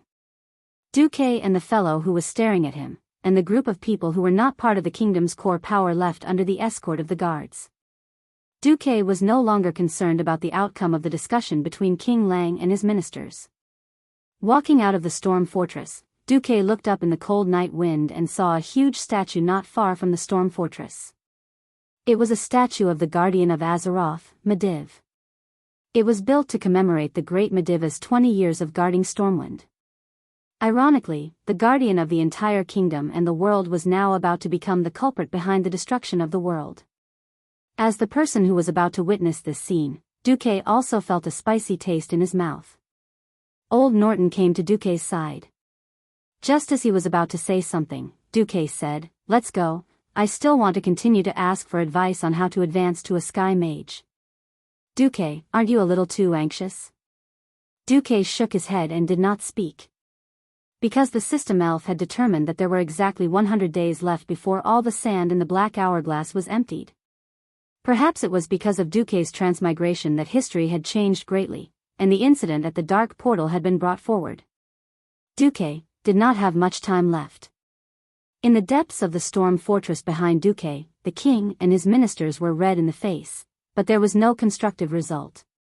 3 days later, Duque suddenly received a secret summons from the king. In the secret guest room of the storm fortress, there were only 5 people in the room: King Lang, Andoin, Bolvar, and an old mage who was probably the guard. The young Bolvar for Dragon was the first to speak. "Sir Marcus, I would not have told you this, but Lothar insisted on asking your opinion. I hope you will not disappoint us." Duque nodded in understanding. He knew very well that among the big shots of the kingdom, a small mage like him would not have the right to speak. At the end of the day, in their eyes, the overly young Benjamin was just a rookie, a mage who knew how to earn some money. He was not an important figure. The only reason why he was summoned here was because of his prophecy illusion, that was like a fraud. Andoin's eyes were still bright, but there were dark circles around his eyes that could not be concealed. King Lang and Bolvar were about the same. They probably hadn't slept well. Andoin placed his hands on the table, and said in a low voice, "Things are developing in the worst direction." On that night, we sent out a total of 3 waves of messengers. The first wave was 3 messengers carrying the kingdom's flag and riding griffins. Then, they were struck by lightning with their griffins, and their charred corpses were found in front of Karazhan by the second wave of messengers. At this point, Andoin gritted his teeth and continued, to be on the safe side. The third wave of messengers was divided into 2 teams and followed far behind the second wave. They saw with their own eyes the second wave of messengers being turned into minced meat by magic missiles shot from the tower. At that time, the messengers shouted as they marched, and at the same time, they held up the king's token to summon the guardian. It was a special magical ring. It was impossible for Mediv not to sense the messengers. Bolvar continued, "Then, Mediv allowed the third wave of messengers to send people to drag back the broken bodies of the second wave of messengers. At this time, Lang, who was sitting on the throne, clenched his fingers and pressed them against his forehead. The worst-case scenario is that our guardian becomes our greatest enemy. Apart from notifying the Tirisful Council, we have no other choice." Andoin slammed his fist on the table, making a loud noise. "We don't even know what happened to Mediv. If he wanted to destroy Stormwind, he could do it alone. But why did he do such a thing?" Of course, Duque knew the reason. The demon king Sardras wanted to vent his 10,000 years of resentment. For 10,000 years, he had failed to invade Azeroth many times, and even had his body destroyed by Mediva's mother, becoming a lonely ghost. Simple torture and killing could no longer appease the demon king's anger. Sargeras not only wanted to completely destroy the reputation of the Guardian Mediv and the Tirisful Council, but he also wanted the whole world to crawl under his feet in despair and fear. These 100 days were the entertainment time for Sargeras to torture the people of Stormwind. To be precise, this was just the appetizer before the beginning of the destruction. Lang walked down from the throne and patted Anduin's shoulder gently to calm his anger. Duque, we asked you to come, firstly to ask if you have seen anything else. Secondly, Anduin said you are very resourceful. After all, it's impossible for the kingdom to do nothing in the face of such a threat. Is there a way to successfully prepare for the possible crisis without causing panic among the people? You know, the news that the kingdom's most dependent guardian might betray the kingdom will cause the people to fall into great panic. Duque pondered for a while, and thought to himself, Old my, since you're not being kind, don't blame me for pulling out the black technology that doesn't exist in this era. Then, Duque raised his head and answered loudly, we can strengthen 3 aspects: propaganda, early warning, and strengthening the army. King Lang didn't expect the young Duque to have any opinions, but he didn't expect Duque to be so confident. Go ahead. Propaganda is to inform the people that the monsters in the Elven Forest have recently mutated. A while ago, I hunted down a gnoll hog who had transformed into a giant. That guy is more than 12 feet tall.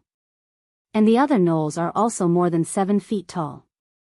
This is already a great threat to the lives of the people, so Stormwind City has decided to strengthen the security around the Elven Forest. A 12-foot gnoll. Damn it, that's already a giant. Why haven't I heard of this? King Lang muttered. Your Majesty, it's actually in the report I gave you, but you don't have time to pay attention to such small-scale monster attacks, Lothar reminded. Bolvar pursed his lips. That's a good reason. We can take the opportunity to let the towns reorganize and expand the militia. After the busy farming season, there will be an hour of training every day so that the people can receive basic military training. What about weapons and equipment? Do we have to arm the farmers in advance? Lang's rhetorical question made Duque realize that no ruler wanted to see farmers with weapons, no matter what era it was. Anduin glanced at the king. We can transport some of the weapons to important towns and send trusted officers to guard them.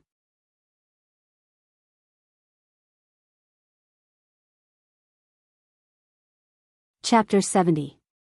Seeing that the 3 of them had finished arguing, Duque continued, the second is warning. Towns that have the conditions have to build beacon towers on high ground. Those that don't can use signal guns. Signal gun? Anduin frowned in confusion. Duque explained to Lothar that he had come up with the idea after seeing the dwarves' firearms. The effect was a bit like fireworks. But by stuffing a sealed gunpowder pack and releasing it into the sky, a colorful signal flare could be shot tens of meters into the sky. We can agree on a specific code according to the different colors. For example, red represents the attack of monsters, and the number of blue represents the approximate number of monsters. One of the biggest problems in this era was the inconvenience of communication. Magic communication was a luxury, and most of the messages were delivered by messengers on horseback. Only the most urgent messages would be sent by griffin knights. But it was impossible to have griffins in every town, and no matter how fast they were, could they be faster than the light source of the signal flare? Lang, Anduin, and Bolvar were all people who knew about the military, and thought that it was a wonderful idea. The 3 of them looked at each other and saw the approval in each other's eyes. Not a bad idea, I agree. Lang decided. Then the third one, strong army. I don't know about the training of the kingdom's soldiers, but I think if the enemy is really as tall and burly as I imagined, I can help the kingdom in my own way. Anduin was slightly curious. The figures of the male Naga under me are similar to the ones I saw in my illusion. Can I let them be my sparring partners? Sparring partner? Upon hearing that, Anduin immediately realized that he had made a mistake in his military training. He had placed too much emphasis on human combat training. Regardless of what the tall monster Duque mentioned looked like, at least Anduin had seen trolls. There were indeed no trolls in the territories of Stormwind, such as the Elven Forest, the western wilderness, and the Red Ridge Mountains. But there were in Stranglethorn Vale further south. It was not impossible to use the tall trolls as an imaginary enemy. Even if it was a false alarm, the territory of Stormwind would expand towards Stranglethorn Vale in the future. Any other suggestions? Lang asked. I can't think of anything else for now. Lang repeatedly asked about Duque's hallucination until Duque could no longer provide any more information. Only then did the three of them let Duque leave. After Duque left, Lang suddenly asked, What do you guys think? Bolvar was the first to speak. If Duke Marcus is a spy, then he must be the worst one in history. The threat that Medivh poses to us is real.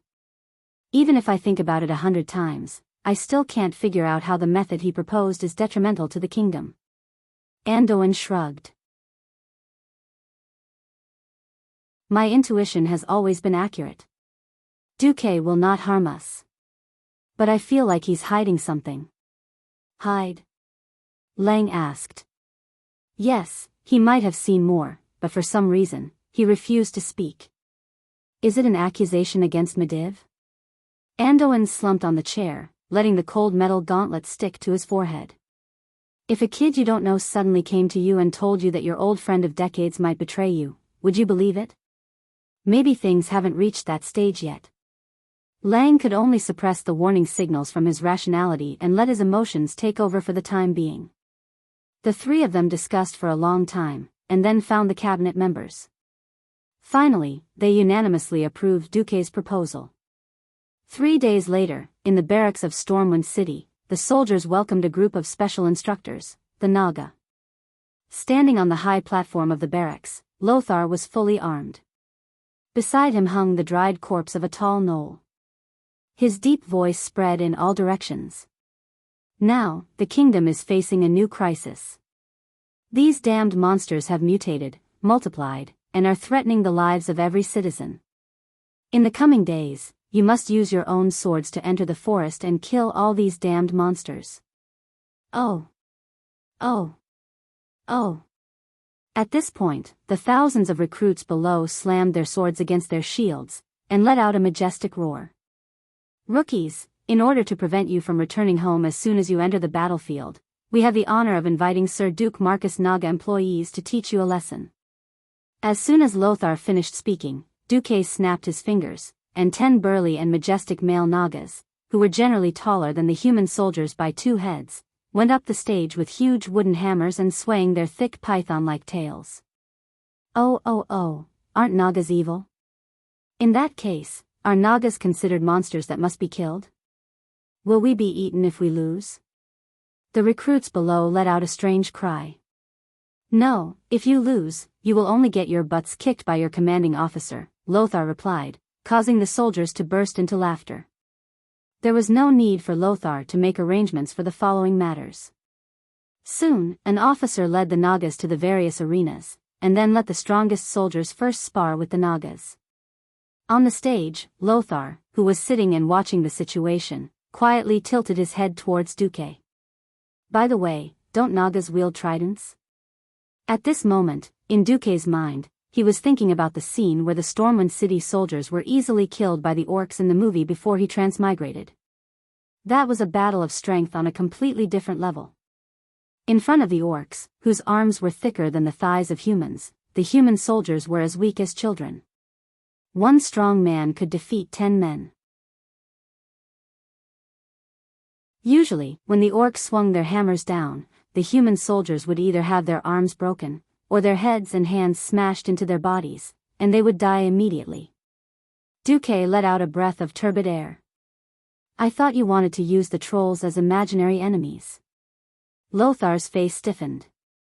He thought that his plan to conquer the trolls' territory in Stranglethorn Vale and open up new territory for Stormwind City had been seen through by Duque. Bang! The next moment, a scream came from the arena closest to Lothar. Ah! My hand! My hand!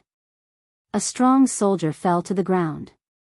He had already lost his sword, and he was clutching his obviously bent arm. Next to him stood a tall male Naga. In the face of the massive number of hostile humans around him, the Naga seemed to be at a loss. Stop. Everyone stop. Anju and Lothar immediately realized that there was a problem. He jumped off the stage and dashed over. At the same time, Duque also followed. The male Naga looked aggrieved. I only used half of my strength. It's okay. Duque patted the Naga's arm lightly. Damn it. You clearly wanted to kill Ladakh. A recruit roared angrily.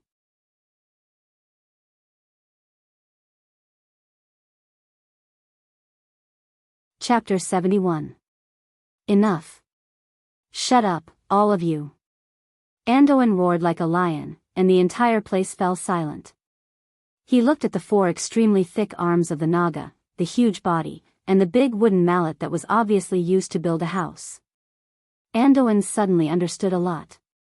Send the injured to the healing priest first. I'll go first. Lothar's reputation in the army was unparalleled. Seeing that their boss was going to test it out personally, the soldiers immediately fell silent. At this moment, Duque patted Naga's arm, and said loudly, the one in front of you is one of the strongest human warriors. Attack with all your might, or you'll be killed. Don't say I didn't remind you. Lothar did not care about Duque's words at all, and instead grabbed a standard longsword and shield that the officer next to him handed over. He weighed them in his hands before getting into a fighting stance. Come on. Naga, attack me like how you attacked that soldier just now. Before Naga attacked, Lothar had plenty of time to spare. Even when he saw the sinister smile on Duque's face, he did not care. He did not care when Naga swung his tail and pounced forward at high speed. He still did not care when Naga raised the sledgehammer high up. It was because Lothar had absolute confidence in his martial arts skills.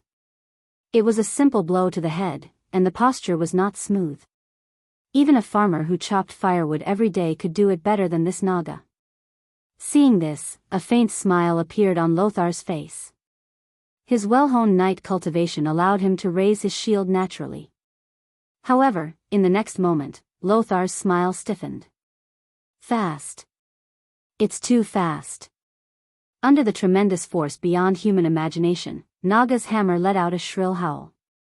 If it was really hit, not to mention Lothar, even the armor Lothar was wearing would turn from a tin can into a lump of iron. Lothar immediately understood that he definitely could not block it. In fact, no human could easily block such a blow with a shield.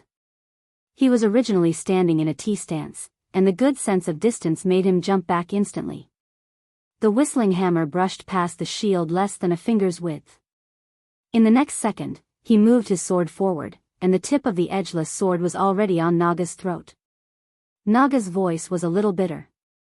I lost. No. You've done a good job. At this moment, Noxus realized that he was sweating profusely, and his inner armor was completely drenched. He was an excellent warrior and a top-notch commander. He immediately realized where the problem was. This kind of one-on-one competition had a wide space for the warriors to display their skills to their heart's content. But what about on the battlefield?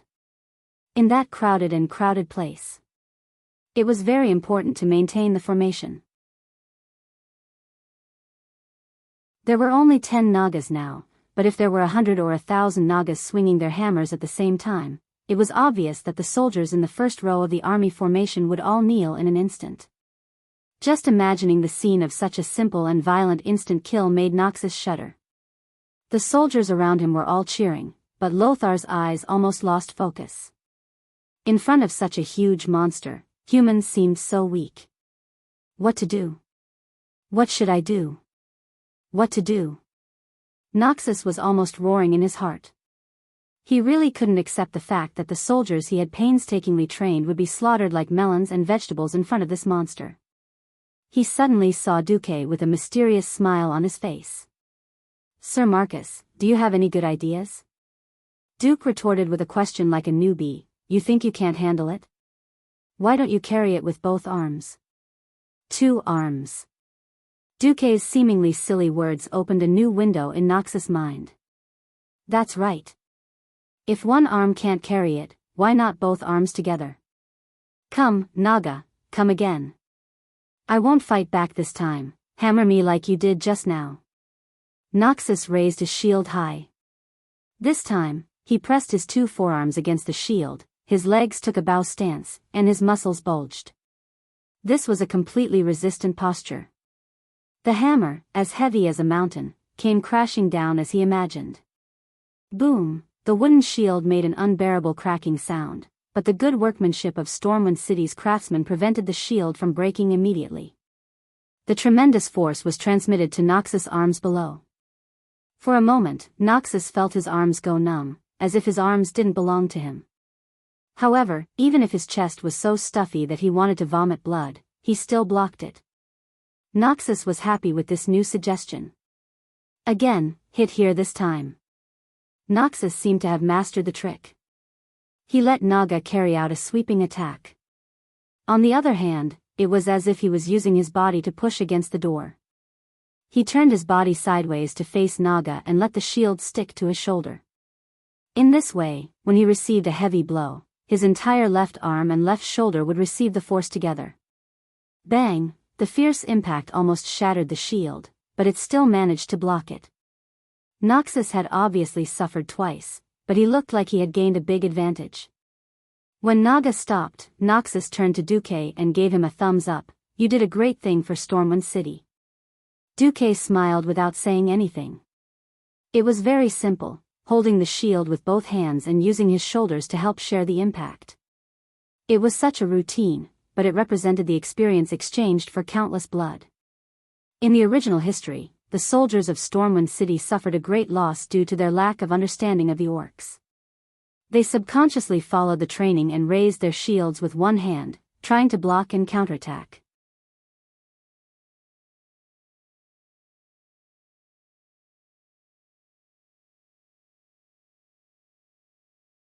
Chapter 72. There were still many things he wanted to do, but he couldn't do them. Looking at the shining stars outside the window, Duque let out a deep breath. Big changes had yet to happen, and there were only a few people with such foresight like Noxus. Most of the higher-ups in the 7 human kingdoms were still living a befuddled life. Just like how Duque wanted to build a road in the Elven Forest, from Stormwind City all the way to Reedridge Mountain.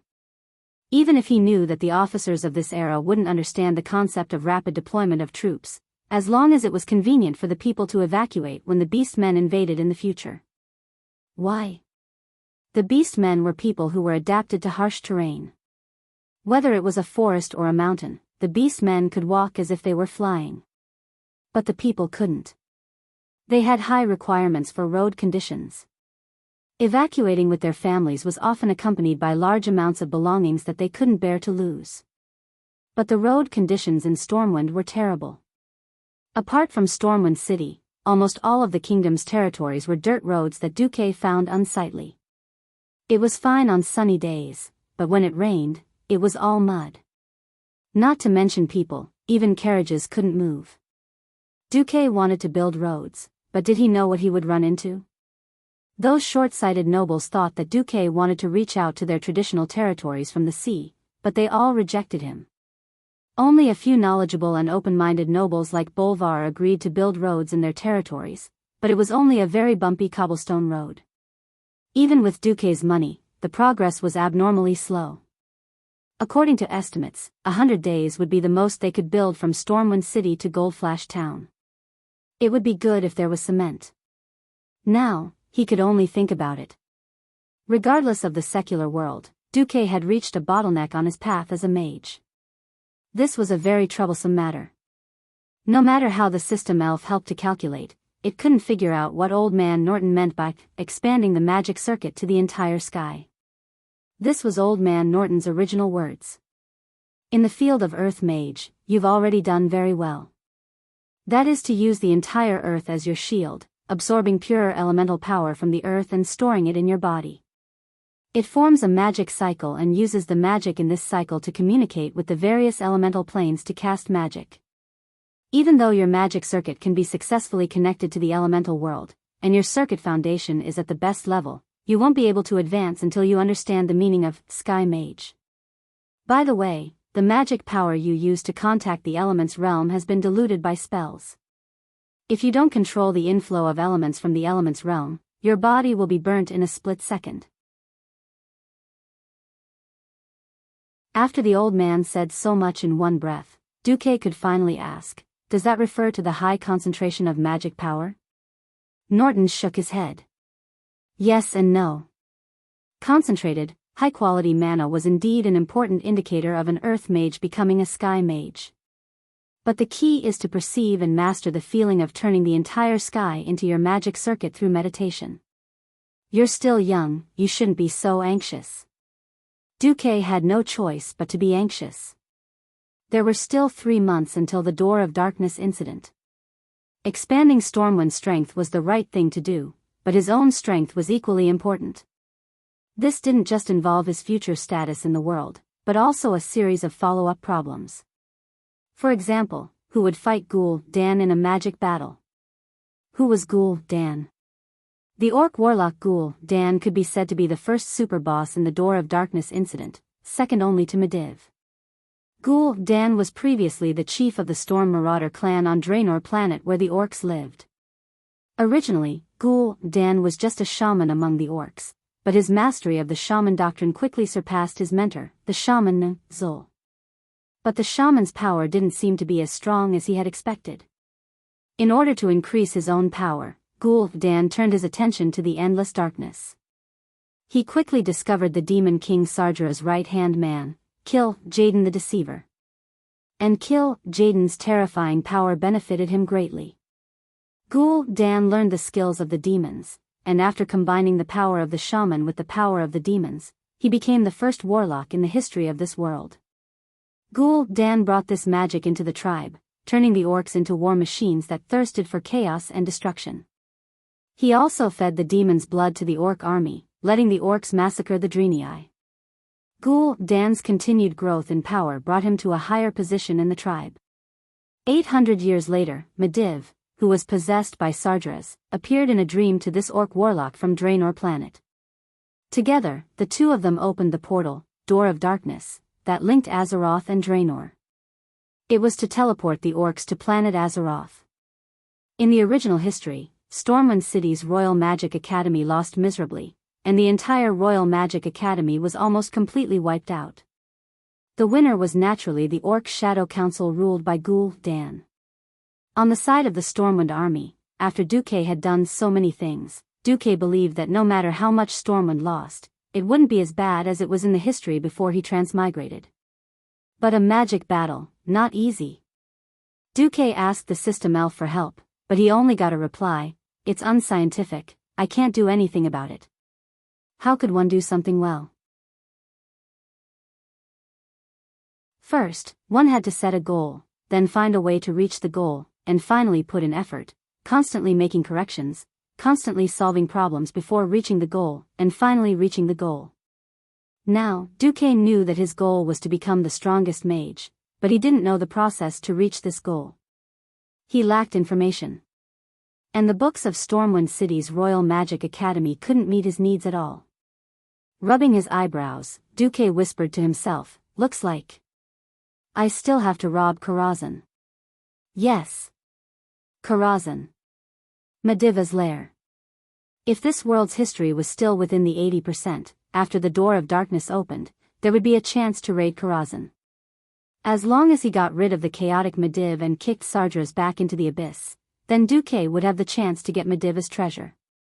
In the original history, Khadgar, the traitorous dog, after getting rid of Old Max, followed a mage organization called the Violet Eye and took away Medivh's treasure and all the precious books, sending them to the Dalajan that he was truly loyal to. The result? With the fall of the Dalajan, a large number of Medivh's magic scrolls and books were lost. Sigh, let's not think about that first. There were still 3 months left, and he couldn't waste it all. If he met a warlock who played with demonic magic, it wouldn't be good if he lost even more of his moral integrity. Duque decided to go into seclusion.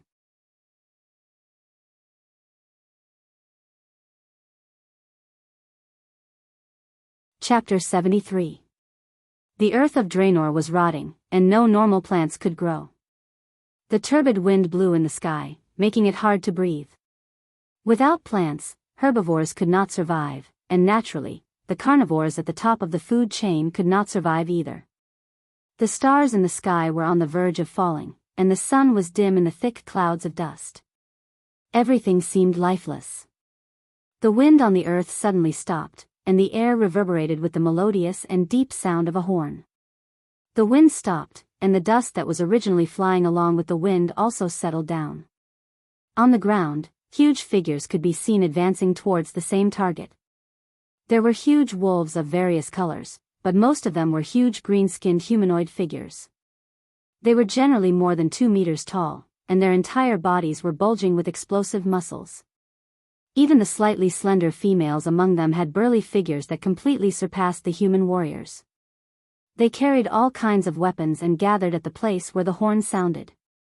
Their thick and heavy feet stepped on the ground, and even the solid ground made slight cracking sounds when they stepped on it. The earth was cracking inch by inch, and there was no longer a trace of nutritious soil. Every step on it was like the sound of approaching death. A huge bolt of lightning seemed to split the sky, and the remaining cracks were imprinted on the retina of these burly warriors. A giant with a reddish complexion raised his head in shock. He saw that in the gloomy sky, the mud-like clouds were slowly flowing towards the target. This is Durotan, there's no need to look. That must be Ghoul Dan's spell. Durotan opened his eyes, and in his pure blue pupils was a reflection of a nearly straight tornado. It was as if the energy of the entire world of Draenor was converging there. As the chief of the Orc Frostwolf clan, the young Durotan had an incomparably strong body. On that strong body that was like a small mountain, it was covered with the most typical Orc-style accessories. 2 large braids were combed well and hung down in front of his chest.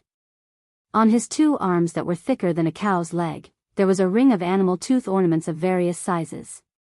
Around his waist was a white leather belt that was thick enough to cover his entire belly.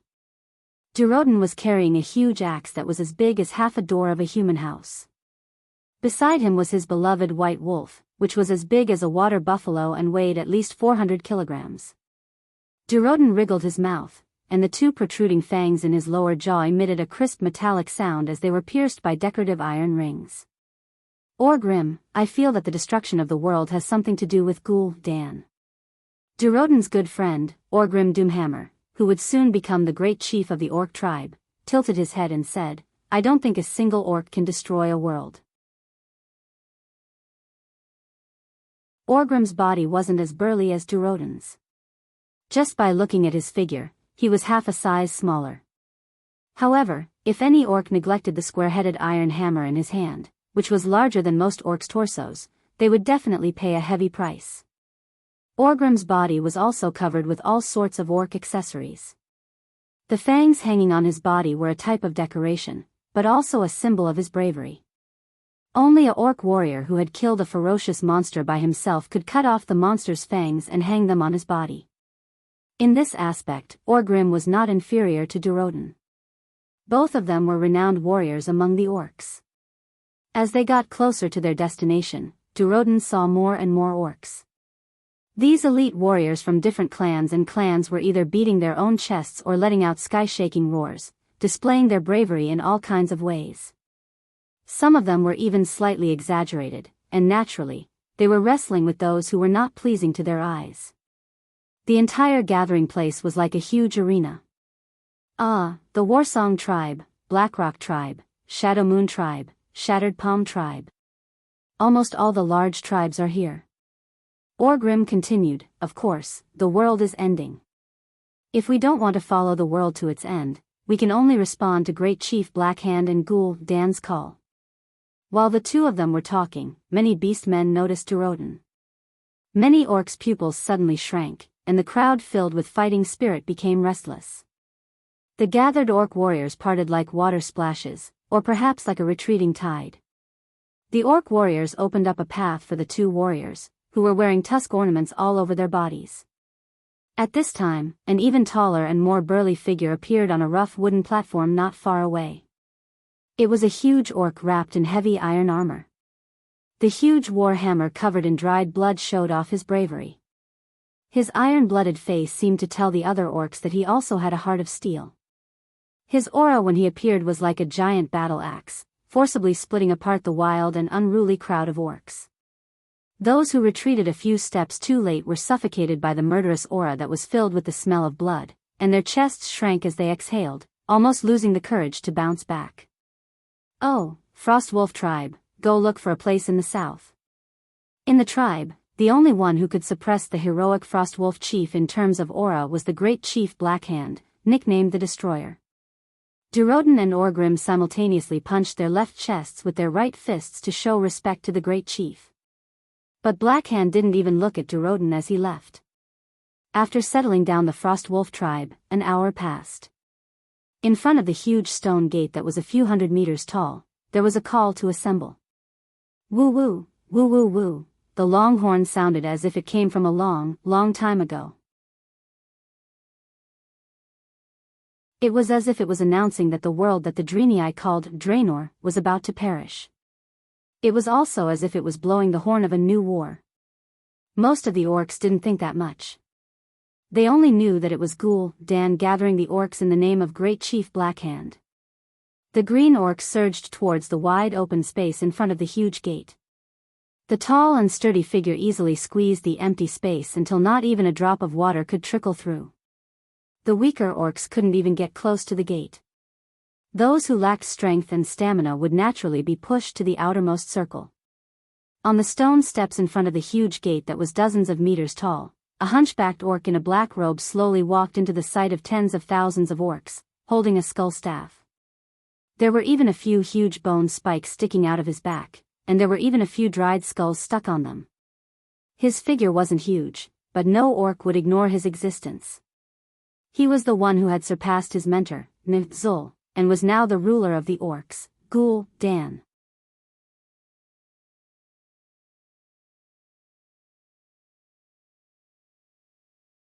Chapter 74. His body had become ugly and terrifying from the corrosion of demonic energy. His claws glowed green from using demonic energy all day long. Unlike the great chief Blackhand's typical beastman bravery, his aura was cold and evil, and anyone who got close would feel suffocated. His eyes glowed with an evil red light, and his will controlled the fate of the entire beastman tribe. The staff filled with a terrifying aura stabbed into the solid floor tiles. It was a small sound, but the tens of thousands of beastmen in the plaza heard it at the same time. That was the rumbling sound of the gears of fate turning. When the world was about to be destroyed, when the land lacked food, when the beastmen were about to be destroyed, Dan, as a shaman and beastman prophet, responded to the prayers of the beastmen. Dan moved his mouth full of fangs, and his voice spread in all directions through the evil magic. Our world is about to be destroyed. But the great beastmen will not be destroyed. His voice carried a strange echo, as if the entire world was beating. Every word he said was powerful and powerful, revealing his absolute confidence. His words were like hammers striking metal, striking at the hearts of every beastman, causing their powerful hearts to spew out even more passionate blood, resonating with his words and boiling with his words. Oh, countless beastmen raised the weapons in their hands, and the ancient boldness caused the beastmen to let out heaven-shaking roars, responding to Dan with a thunderous roar. Dan turned his body and pointed at the door behind him with his empty left hand. This would become a legendary portal door in the future, and it looked like a temple door. It looked solemn and dignified, as well as a hint of mystery. As he pointed with his long and craggy finger, the large and empty stone door suddenly changed. A green energy wave that could be seen with the naked eye rippled out from the stone door. In the green light, the beastmen could vaguely see the scenery of the world on the other side. It was different from this dark red world that was about to be destroyed. There was a clear blue sky, elegant white clouds, and the green trees that the beastmen longed for. The beastmen's breathing instantly became heavy. This door to a new world is about to open. Behind the door, there are only a few weak races. Their strength is like our children. Their weak bodies are inferior to our women. Go. Conquer them. Slaughter them. Use our battle axes to be stained with the blood of our enemies. Use our bravery to fight for a new sky for our tribe. Under the influence of the evil demon's blood, most of the orcs had already become extremely warlike and crazy. After defeating the Draenei in battle, the orcs' confidence reached its peak. Oh, oh, oh, the deafening shouts and the shockwaves were enough to overturn the entire sky. Following Ghoul Dan's finger's direction, the tribal warriors who had long been selected raised the weapons in their hands, and with steps that made even the earth tremble, they turned into a green flood, surging towards the enormous door of darkness. Seeing this, Duroden turned to his old friend Orgrim and said, "I suddenly remembered our war with the Draenei." "So what?" "The Draenei's Shotrath city is already the Horde's territory." "A useless territory." Duroden curled his lips. "I hope this is a good place for the orcs to reproduce." Duroden's words were continued by his wife, Draka, who had been standing at the side. "I hope we can build a better territory for our children." Duroden frowned slightly. "Draka, you still insist on joining the first wave of attack?" "Only the bravest orcs can join the first wave of attack." "Are you doubting my bravery?" Draka was a little annoyed as she waved her dagger a few times. "All right. At least, let me go first." Following the flood of orcs, Duroden took the lead and charged through the huge green door without hesitation. At the same time, Stormwind City. Duque, who was in the sealed room, suddenly opened his eyes. His eyes shot out a sharp light. His hands were trembling from excitement and unease, and his heart was beating violently from excitement and fear. His emotions were so complicated that he could not even describe his feelings with a single taste. As a former university student, he had never tasted the taste of war after a long period of peace. But as a transmigrator who was determined to make a name for himself in the world of Azeroth, when he saw the system elf's prompt, "The dark portal is open," he knew that his opportunity and danger had arrived at the same time. Windsor. Makarov. For the first time in 3 months, Duque's voice could be heard from outside the door. The two of them, who had been eating and drinking in the outer hall for the past few days, were instantly energized. After knocking on the door and entering the room, they saw Duque with messy hair and a long beard. His appearance was dispirited, but his eyes were unusually bright. Ever since he became Duque's follower, Windsor had more than once wondered if Duque was a terrifying, ambitious person. He looked left and right, and felt that it was a pair of eyes that thirsted to prove themselves and achieve something. Windsor could not help but feel a chill in his heart. Duque's clear and firm voice rang in their ears. "The calamity that I have been worried about is here." Their hearts skipped a beat. Duque raised his head. "This is not the end of the world, nor is it the end of mankind. There is still a lot to be done. I will prove to you, to all of Stormwind, and even to all mankind, that my preparations over the past year have not been in vain." As Duque's left and right arms, Duque had not hidden what he had done in the past period of time from them. For a moment, they all thought that Duque was going to start a rebellion and occupy Stormwind City. Duque's actions were very one-sided, not the actions of a rebel at all. And today, everything would be revealed. In Stormwind City, Lothar was still supervising the training of the soldiers in the barracks. Lothar was quite satisfied with the progress of the soldiers. With the help of the male Naga, the recruits grew at a high speed. At first, they couldn't even hold their swords steadily, but now they could attack and defend. In these 3 months, many small tactics had been developed. For example, they would let 2 soldiers hold shields in front, while the spearmen would launch sneak attacks from behind. Today seemed to be no different from any other day in the past. However, in the middle of the night, Lothar's office was knocked on by his valet. "Commander, you'd better look at this." The valet was holding a communication bucket sealed with wax. Looking at the lion mark on it, Anduin's pupils suddenly constricted.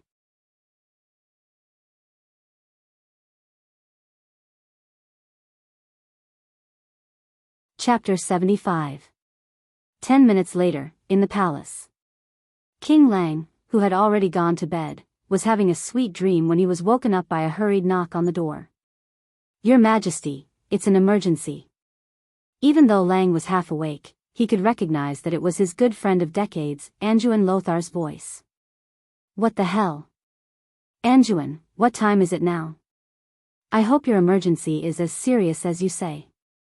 The queen, who was also woken up from her sleep, did not say a word, and quickly dressed her husband. A few minutes later, when the guards opened the door of the bedroom for Lang saw a nervous, fully armed Anjuan. Your Majesty, traces of a foreign invasion have been found in the southeast of the kingdom. But before confirming my news, I strongly suggest that you take a look at the hourglass that Mediv gave you that day. Although it was early spring, the air was still cold. Lang only took a breath of the night air, and he felt that his lungs were about to freeze. Thump thump thump. Hurried footsteps sounded in the storm fortress. Under the escort of 2 teams of royal guards, Lang and Anjuan came to a storage room that was strictly guarded by 4 guards. Open it.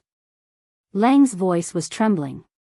The guards opened it, and quickly opened the empty storage room, and lit up the oil lamps around it. Under the illumination of dozens of torches and oil lamps, Lang and Anjuan's gaze suddenly froze. All the sand in the black hourglass had fallen down. When did this happen? Lang was asking, but his voice had unknowingly become stern. Didn't I order for it to be checked every day? The head of the guards in charge was sweating profusely. Yes, it was checked. I personally confirmed that there was still a finger-sized amount of sand in the morning. Your Majesty, your order was to check every day, and inform you immediately when the sand in the hourglass is emptied. King Lang's face was ashen, and he only said a few words, summon the cabinet immediately. Half an hour later, the storm fortress was brightly lit. On a huge map, Anduin pointed to the southeast of Stormwind. The first to discover that something was wrong was the outpost at the south of the Red Ridge Mountains. The outpost lost contact with the outpost after 3 red signal flares, signifying the invasion of a large number of monsters. 2 months ago, the Griffin reconnaissance team that I had stationed at Lakeside Town in Red Ridge Mountain immediately took off and saw a large number of green-skinned giant humanoid monsters surging out of the Swamp of Sorrows. Gigantic? How big is it? King Lang frowned. According to the magic message, they are about 7 feet tall, and they are generally more muscular than our people. Moreover, they have all kinds of armors and heavy weapons such as axes and hammers. Duke Bolvar asked, Are you sure it's not a troll? Anduin shook his head. No, in order to confirm, 2 of the Griffin Knights even swooped down to observe at close range. One of the Griffin Knights was even killed by long-range weapons. The corner of King Lang's eye twitched. The griffin, a giant bird of prey with the limbs of a lion and the head and wings of an eagle, was not easy to raise. Despite the griffin's large size, it could easily overturn a large group of human soldiers in battle. If a griffin were to eat to its heart's content, it could eat a cow every day. It would be a lie to say that Lang did not feel the pinch after losing a griffin just for reconnaissance. At this time, a messenger came in. Your Majesty, Commander, Sirs, there's new news. Seeing the latest news, the whole room was dead silent. A small garrison stationed at the triangular junction of the Red Ridge Mountain had been annihilated. The garrison stationed at the Stormwind Mountain had fewer people, about 500 or so. Even so, the report said that there were no survivors.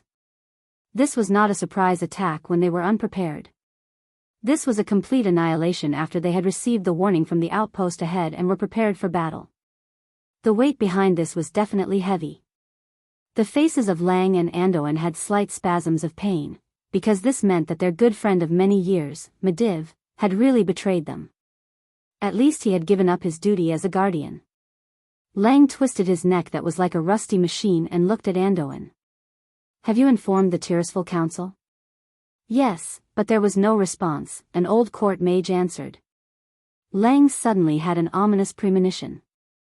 However, the imminent large-scale invasion made Lang have no time to care about other things. Among the 7 human kingdoms, Stormwind was considered a strong country, but no matter what, Stormwind could not afford to raise a standing army of more than 100,000 people. For Stormwind, which had a total force of less than 30,000 people, the annihilation of a garrison was not a trivial matter. Most importantly, this seemed to be just the beginning. King Lang pressed his hands on the table and said in a low voice, Information. I need more information. What the hell is our enemy? What is the evaluation of combat power? Level of armed strength? Number? What is their goal? We can't easily fight a group of enemies that we know nothing about. Lothar raised a finger. I suggest that Duke Marcus come to the meeting. He seems to have made more preparations for this. Lothar's suggestion was firmly opposed by several other upper-class nobles. Sir Lothar. This is a war. This is not a war game that a 15-year-old child should be allowed to participate in. Several high-ranking upper-class nobles objected, and Lang had no choice but to shake his head slightly at Lothar. The king changed the topic. Andoin, I need your people to organize a hunt and try to catch the other party's captives. If that doesn't work, corpses will do too. As you command, your majesty. However, I suggest that you declare the kingdom to be in a state of war before that. State of war? No. We don't even know who the enemy is, and we're declaring the entire kingdom to be in a state of war because of an armed conflict that occurred at the farthest border of the kingdom? What a joke! Marquis Cameron exclaimed. Entering a state of war so easily would definitely be a great damage to the interests of the nobles. It was because a state of war meant that the king could easily order the nobles to pay war taxes, transfer the nobles' private troops, and even temporarily govern the nobles' territories. That was even worse than killing them. The attitude of Marquis Cameron and the others almost made Anduin Lothar choke to death. Unfortunately, before more evidence could be produced to prove the seriousness of the situation, both Anduin and King Lang could only temporarily treat this invasion as a border conflict. However, the speed at which the situation deteriorated was faster than everyone had expected. Except for one person, Duque.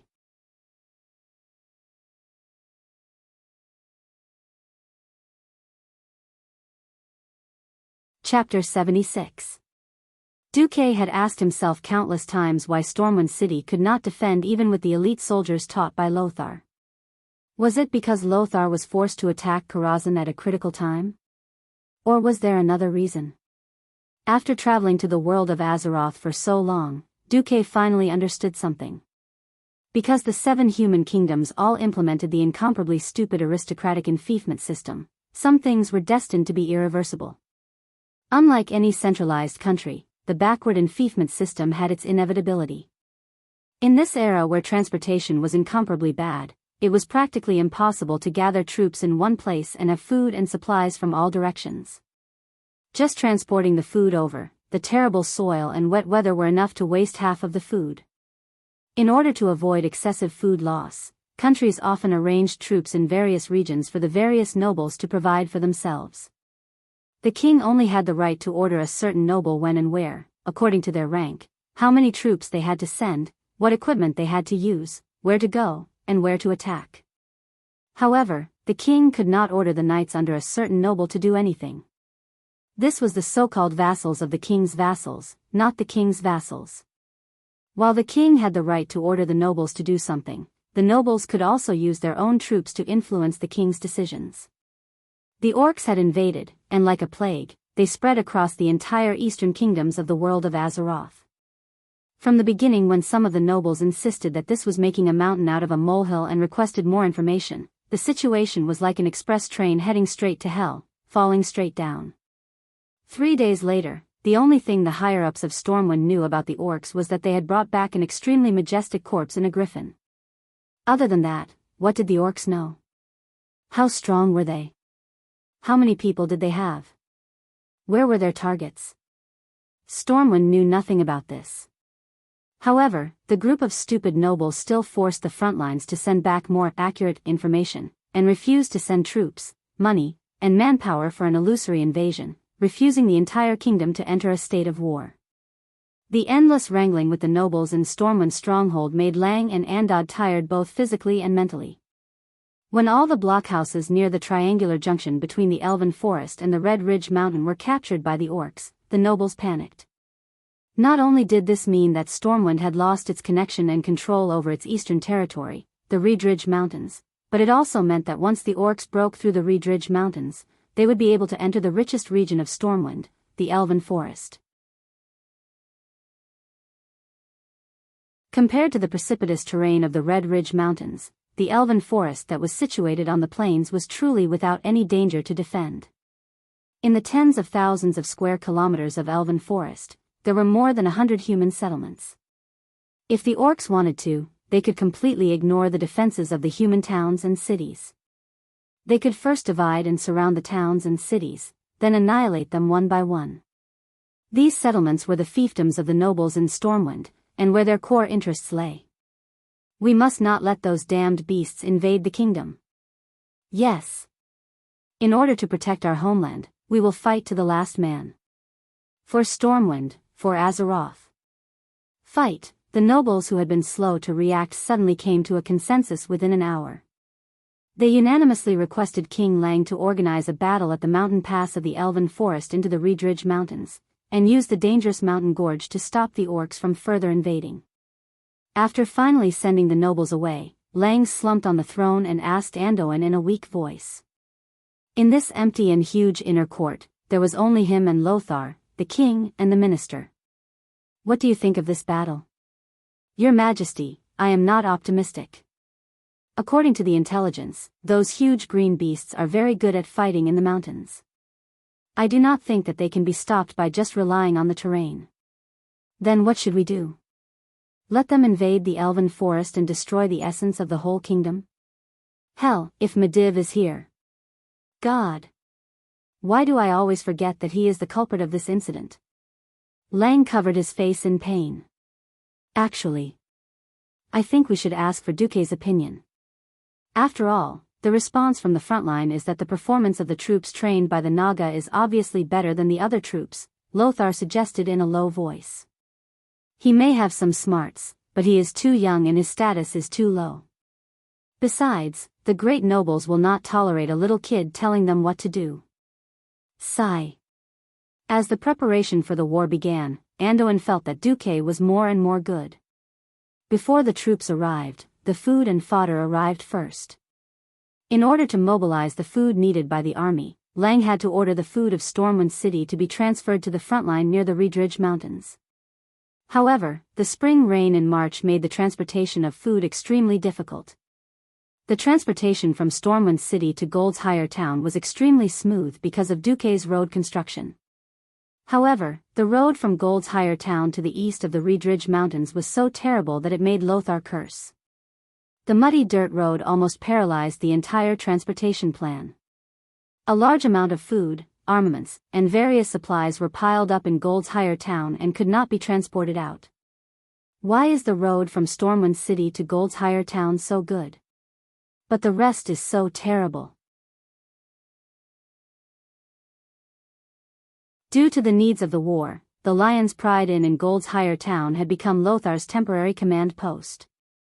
Lothar, who was looking at the map, slammed the table and cursed. At this time, a sergeant said in a low voice, originally, Sir Marcus was willing to fund the construction of the road from Stormwind City to the Reedridge Mountains and replace all the mud roads with cobblestone roads. However, among the nobles, only Duke Bolvar for Dragon agreed. In the end, only the section from Stormwind City to Gold's Higher Town was built. King Lang and Anduin were speechless at the same time, but there was a vague feeling in their hearts. Did that kid Duque even predict this? Impossible. On the 1st of April, which was later known as the first year of the Dark Portal.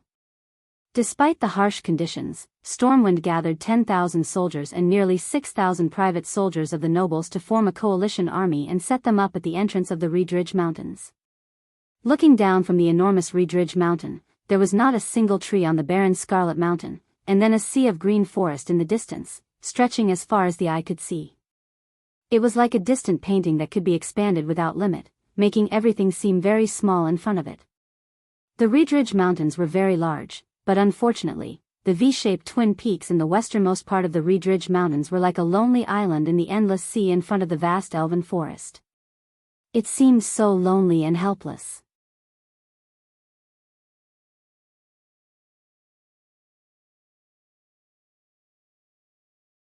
Chapter 77. Anju and Lothar stood on the peak of this isolated island. Looking at the newly built bunkers on both sides of the mountain path, Andoin was uncertain. He did not know how useful this temporarily built line of defense would be.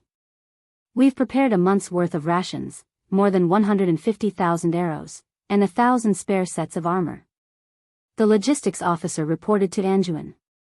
But Anjuin was restless because of this. There was nothing he could do about the lack of logistics. He could only hope that the weather would improve. "If we can drag it out until midsummer, the road should be much easier." However, the scene on the 3rd of April left the entire upper echelons of Stormwind speechless. The nobles had also sent many people to participate in this battle. Some were brave men like Bolvar for Dragon, some were sent to the front lines by their families, and some were seeking political capital. In any case, on the two nameless peaks of the Riedridge Mountains, there were 2 dukes, 4 marquises, and 11 earls of Stormwind. The number of lower and middle nobles was uncountable. In front of these Stormwind nobles, who had lived in peace for nearly 1,000 years, was a terrifying and barbaric army. At first, the battle cries sounded like distant playfulness in the morning fog. But the moment that green line appeared on the opposite peak, a deafening sound wave and violent drumming came crashing down like a huge wave. The sound wave was so loud that it felt like someone was chopping at the eardrums of every noble present with an axe. The green flood easily dyed the entire opposite peak. It was countless green giants. They were burly and waved a mess of primitive weapons, but their terrifying numbers easily exceeded the limits of the nobles' psychological endurance. Were there 10,000 people here? Or was it 100,000? The green tide dyed several peaks on the opposite side, and the unfolding battle line easily exceeded the entire vision of the nobles. Not to mention 3 or 4 peaks, it felt like even if the battle line was stretched 10 times longer, it would not be able to accommodate the simultaneous attack of so many orcs. They pushed and collided with each other, and even punched their compatriots who tried to stop them. But their numbers were so great that it was enough to make anyone with trypophobia go crazy. The green torrent was so crazy that it seemed like it would swallow everything in its path with its raging momentum. Lothar gritted his teeth, as if he wanted to record every orc flag with his eyes. Unfortunately, he could only copy the 3rd flag that looked like scribbles and could only give up. There were too many flags, and it was too messy. Even if the orcs were holding the same clan's flag, due to the poor craftsmanship, it looked like there were several clans' flags. Only the smart orcs could clearly tell which clan was which. There was a huge canyon between the V-shaped twin peaks and the opposite mountain. After repeated calculations, Lothar found that it was just within the range of human bows and arrows. Lothar was confident that he could turn that place into a death trap for his enemies. Now, Lothar's expression changed. The soldiers in the bunkers on the hillside had indeed shot out a large number of arrows, and the overwhelming arrows had indeed hit the orc vanguard. But the number of orcs that fell could be counted on one hand. Did the arrow miss? No. He hit the target. The bullet had hit the target without a doubt. But what did Lothar and the nobles see through the telescope? A bunch of crazy orcs. They saw with their own eyes that an orc had at least 20 arrows in his chest, shoulder, and face. However, the green-skinned orc swung his arm in front of him as if he was shooing away a fly, forcibly sweeping away all the arrows or pulling them out and throwing them on the ground. His right eye was already blind, his flesh had been flipped open, and the arrowheads had hooked out large chunks of flesh, leaving more than 10 huge bloody holes the size of a wrist on his entire upper body. But the orc still charged forward crazily. He roared and rushed to a bunker, using his huge hammer that was several times bigger than a human head to smash the outer wall of the bunker made of bricks and stones. He dragged a wailing soldier out of the bunker and tore the soldier in half at the waist in front of the remaining defenders of the bunker. The soldier did not die on the spot. Amidst the orc's crazy laughter, the upper body that had lost its lower body crawled on the ground for a few meters before dying. This scene made Lothar and the nobles tremble. All the fortifications, like sandcastles on the beach, were all washed away by a huge green wave. Release the arrows. The orcs fought head-on. Falling rocks, Lothar saw with his own eyes that a rock the size of a millstone fell, about to smash an orc who was rushing up the mountain into meat paste. Do you know what happened? The orc used his arm that was thicker than a cow's leg to swing his fist and smash the big rock. The storm warrior who threw the stone was stunned. In that split second, the beast man had already crawled in front of the storm warrior. A huge and thick arm stretched out and grabbed the storm warrior's hair and head.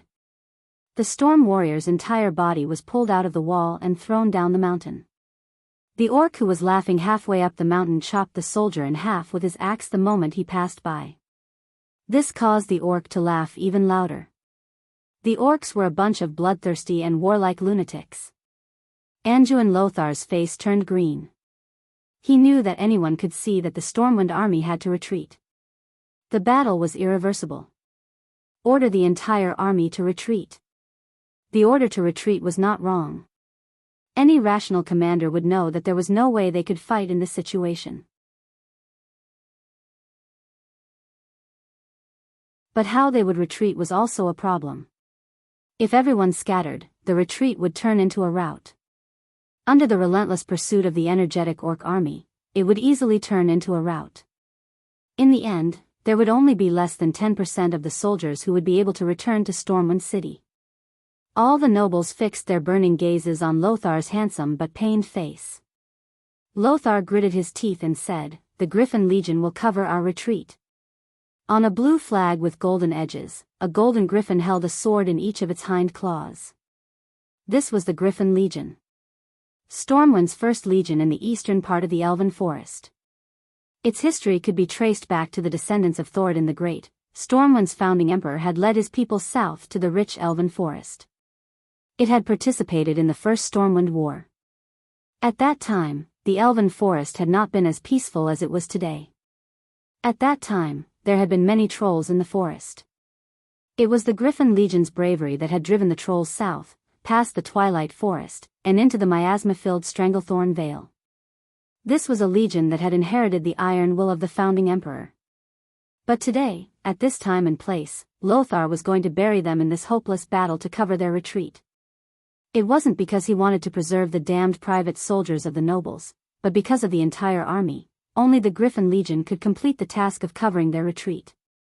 Any general who knew how to use troops knew that no matter how badly an army was beaten, as long as a tenth of the old soldiers were left, the spirit of the army would be passed down, and their reputation would continue. But after seeing this scene, Lothar knew that the Griffin Legion would disappear forever. Its reputation and the history it was so proud of would all disappear in this dull red valley. Under the siege of tens of thousands of orcs, the human infantry, who were weaker in terms of stamina, speed, and agility, could not escape the pursuit of the orcs.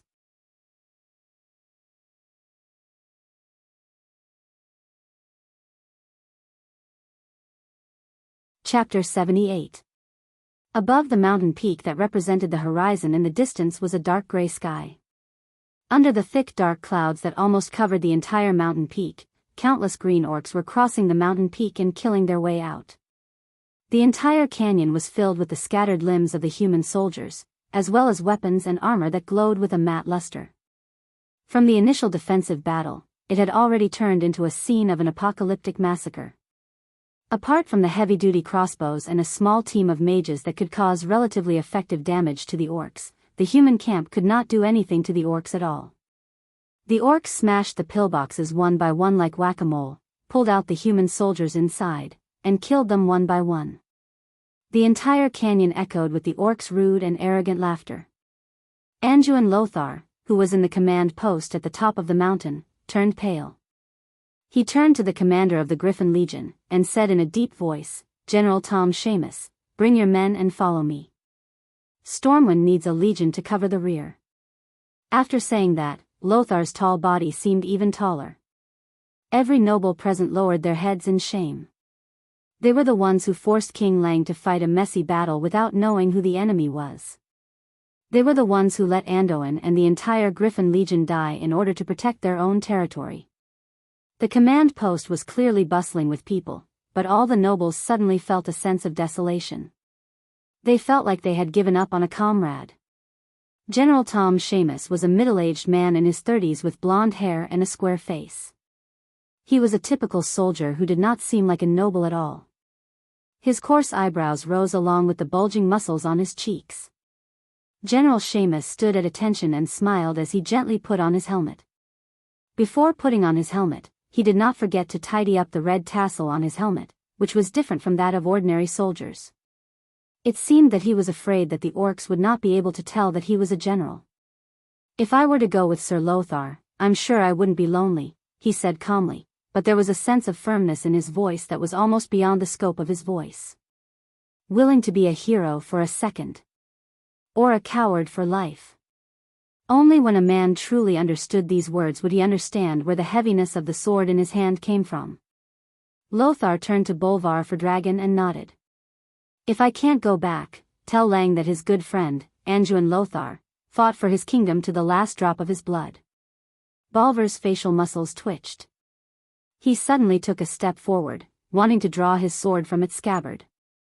"I'll accompany you." All of a sudden, Anduin's hand pressed down on Bolvar's wrist, preventing him from drawing his sword. "The war has only just begun. The death of a mere knight is enough. I'll leave the retreat to you, Duke for Dragon." Anduin's voice was so loud that no one could tell that he was ready to die. Bolvar's mouth squirmed for a long time, but he could not utter a single word. In the end, he resolutely turned his head away, and his face was filled with unconcealable pain. "Listen up, I, Bolvar for Dragon, will be in charge of the retreat. Whoever wants to be the first to escape will have their heads cut off." Lothar had even considered this. Without the support of King Lang, Anduin was just a mere knight. But without Lang, Bolvar was still the high and mighty duke. His family background and identity were a deterrent to the nobles who no longer had much fighting spirit. Soon, all the nobles in the command room filed out. The yells of the noble officers could be heard from the back of the mountain.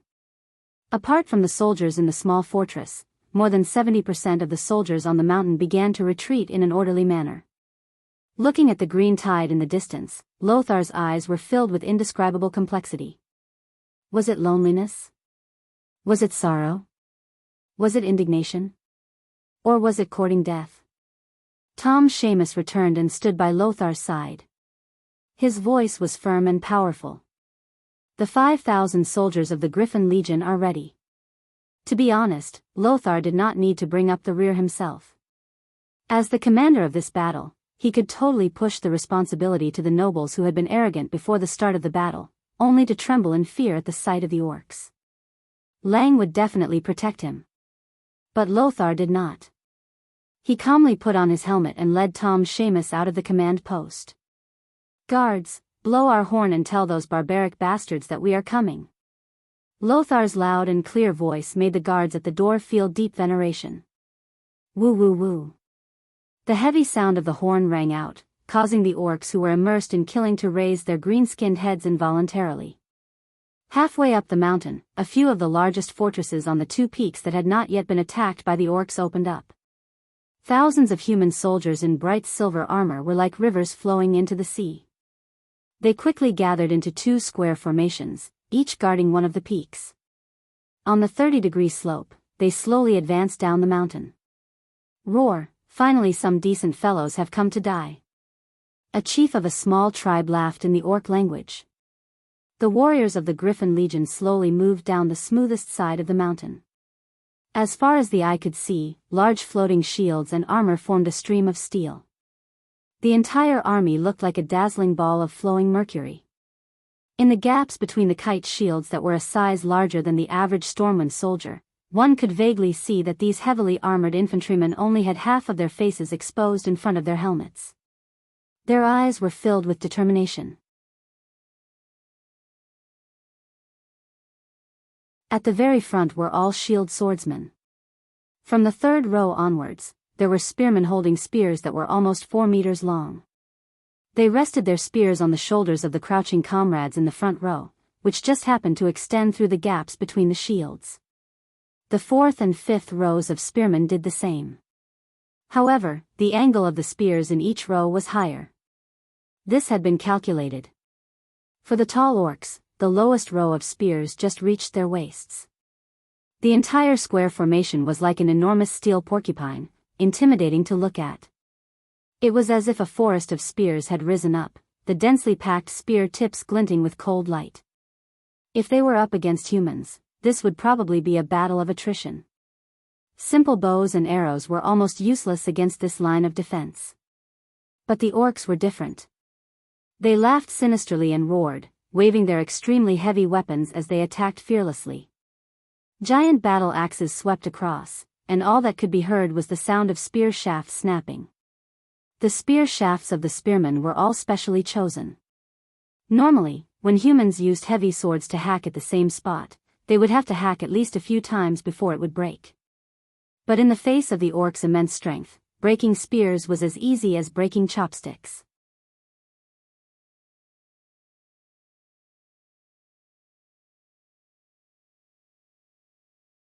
Chapter 79. The orcs at the very front naturally paid the price with their lives. But they used their bodies and lives to destroy more than 30% of the spears. Many of the second wave of orcs that charged to the front could already fight with the sword and shield soldiers at the very front. Bam! Even though the soldiers of the Griffin Legion had all been trained by the Naga instructors, the orcs' heavy hammers still caused many of them to split open in actual combat. The soldiers who had undergone strict training took advantage of the orcs' exhaustion to quickly stab out with their long swords. They succeeded, but also failed. They had indeed killed the second wave of orcs, but the third wave had taken advantage of the situation to close in. Some of the berserk orcs threw out their heavy hammers that weighed more than 50 kilograms, while others even crashed into the human formation. The heavy blows that were comparable to the charge of a rhinoceros often required 3 or more warriors to stack up their shields to withstand it. Many depressions appeared in front of the orderly human formation. Once they were locked in combat, the difference in individual combat ability was immediately apparent. Even against an elite force like the Griffin Legion, the orc warriors could still fight with a loss ratio of 1 to 3. This was all thanks to the orcs' terrible armor. These green-skinned orcs usually had less than 30% of their bodies covered in armor, and it was leather armor that was easier to pierce. Once the heart or any other vital point was pierced, the orcs would also be finished. It was just that the orcs' tenacious vitality allowed them to fight for a period of time after receiving a fatal injury before collapsing to the ground and dying. Anduin Lothar waved his heavy sword and fought at the very front. He was perhaps the most eye-catching existence in the human camp. He used a two-handed sword like it was a one-handed sword. His solid but unflashy swordsmanship allowed him to finish off his enemies in the simplest and fastest way. There were already more than 20 orc corpses lying in front of him. The commander should have been at the center of the army. But now that this kind of tactic had lost its meaning, and required courage, he came to the front lines. A solid pillar of support could give the soldiers more confidence. On a nearby mountain, General Seamus made the same choice as Lothar. It was a pity that the difference in strength between the two sides was too great. Whether it was in terms of military strength or individual combat power. Every time Lothar cut down the orcs at the front, the ones at the back who were already impatient would immediately fill in the gaps, roaring as they launched crude yet powerful attacks. Less than half an hour into the battle, Lothar believed that he had caused no less than 1,000 casualties to the orcs. However, this number of casualties was simply a drop in the ocean compared to the orcs that were everywhere. Lothar could still fight. He waved his sword and stabbed, hacked, and slashed the ferocious-looking orcs to death. However, he could clearly feel the number of soldiers around him decreasing rapidly. The originally thick phalanx had become thin, and Noxus did not even need to look back to see that it had become deep behind him. There were 3 horizontal formations arranged along the mountainside. Behind the formation were a large number of injured people who were unable to move or had difficulty moving. To make matters worse, there were many orcs that he had never seen before. These orcs were slightly smaller than their brethren. They wore loose robes and carried staves. After a few seconds of crazy chanting, a Griffin Legion soldier would go berserk. Some would rush out of the formation and attack the orcs, only to be engulfed quickly. Or worse, they would slash their swords at their comrades who had been fighting alongside them. Anduin knew that the collapse of the battle line would happen in the next 2 to 3 minutes. "Commander, Duke Dragon has ordered you to retreat." The voice of the messenger suddenly sounded behind Lothar. "Retreat? How do you expect me to retreat?" Looking at the orcs who were still moving quickly over the mountains, Lothar knew that if he did not stop the orcs' attack, what awaited them would be a faster and more severe defeat. Lothar tilted his head and saw that General Seamus' troops on the mountain peak next to him had not been defeated either. However, their losses were a little worse than his. There were only 2 horizontal lines left. Lothar did not know that at this moment, more than a dozen nobles dressed as private soldiers had crept up the empty mountain peak. They nimbly dismounted from their horses and unloaded all the things that were on the horses. While they were doing this, a warrior wearing the standard Stormwind armor with the insignia erased almost couldn't help but draw his sword and rush down to help. However, he was stopped. "Can you help by going down alone?" "Reggie." The one who was called Reggie was naturally Reginald Windsor, the future marshal. Windsor gritted his teeth. "Am I not going to do anything?" Duque smiled and raised 3 fingers. Every time he finished a paragraph, he would curl 1 finger. "First of all, don't forget that you're already my follower. Second, that's why I'm here. Third, I don't know how to split myself. I can at most destroy the opponent's flames, but I can't cover 2 troops at the same time. I want you and Makarov to cover General Tom Seamus on the mountain. Such a person shouldn't die in this place." "Okay." Windsor waved his hand, and more people dressed as private soldiers crept up the previously empty mountaintop fortress. Looking at the situation at the foot of the mountain, Duque suddenly sighed.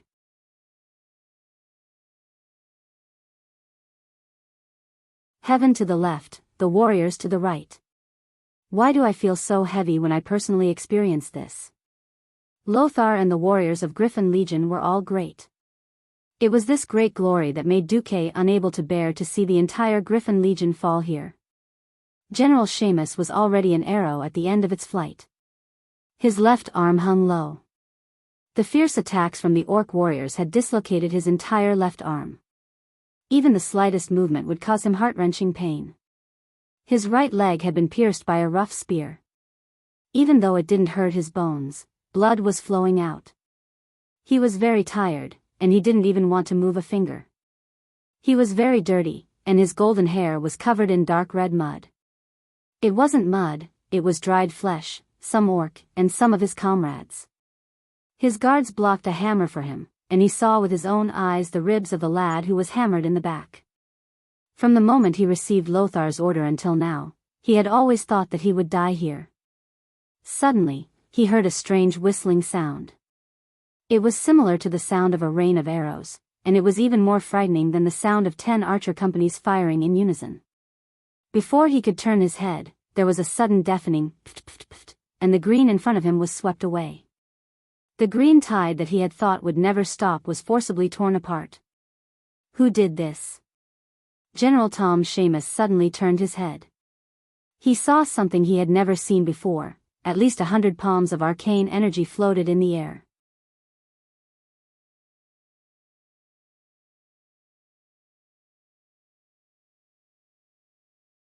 Chapter 80. Hand of Magic, a level 0 spell that was drawn as a cantrip. Even a magic apprentice could easily cast it. But what about 100 hands of magic?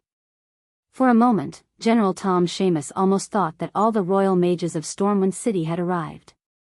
Seamus didn't dare to expect the royal family's mage team to appear here since they were the treasures of the king and the nobles.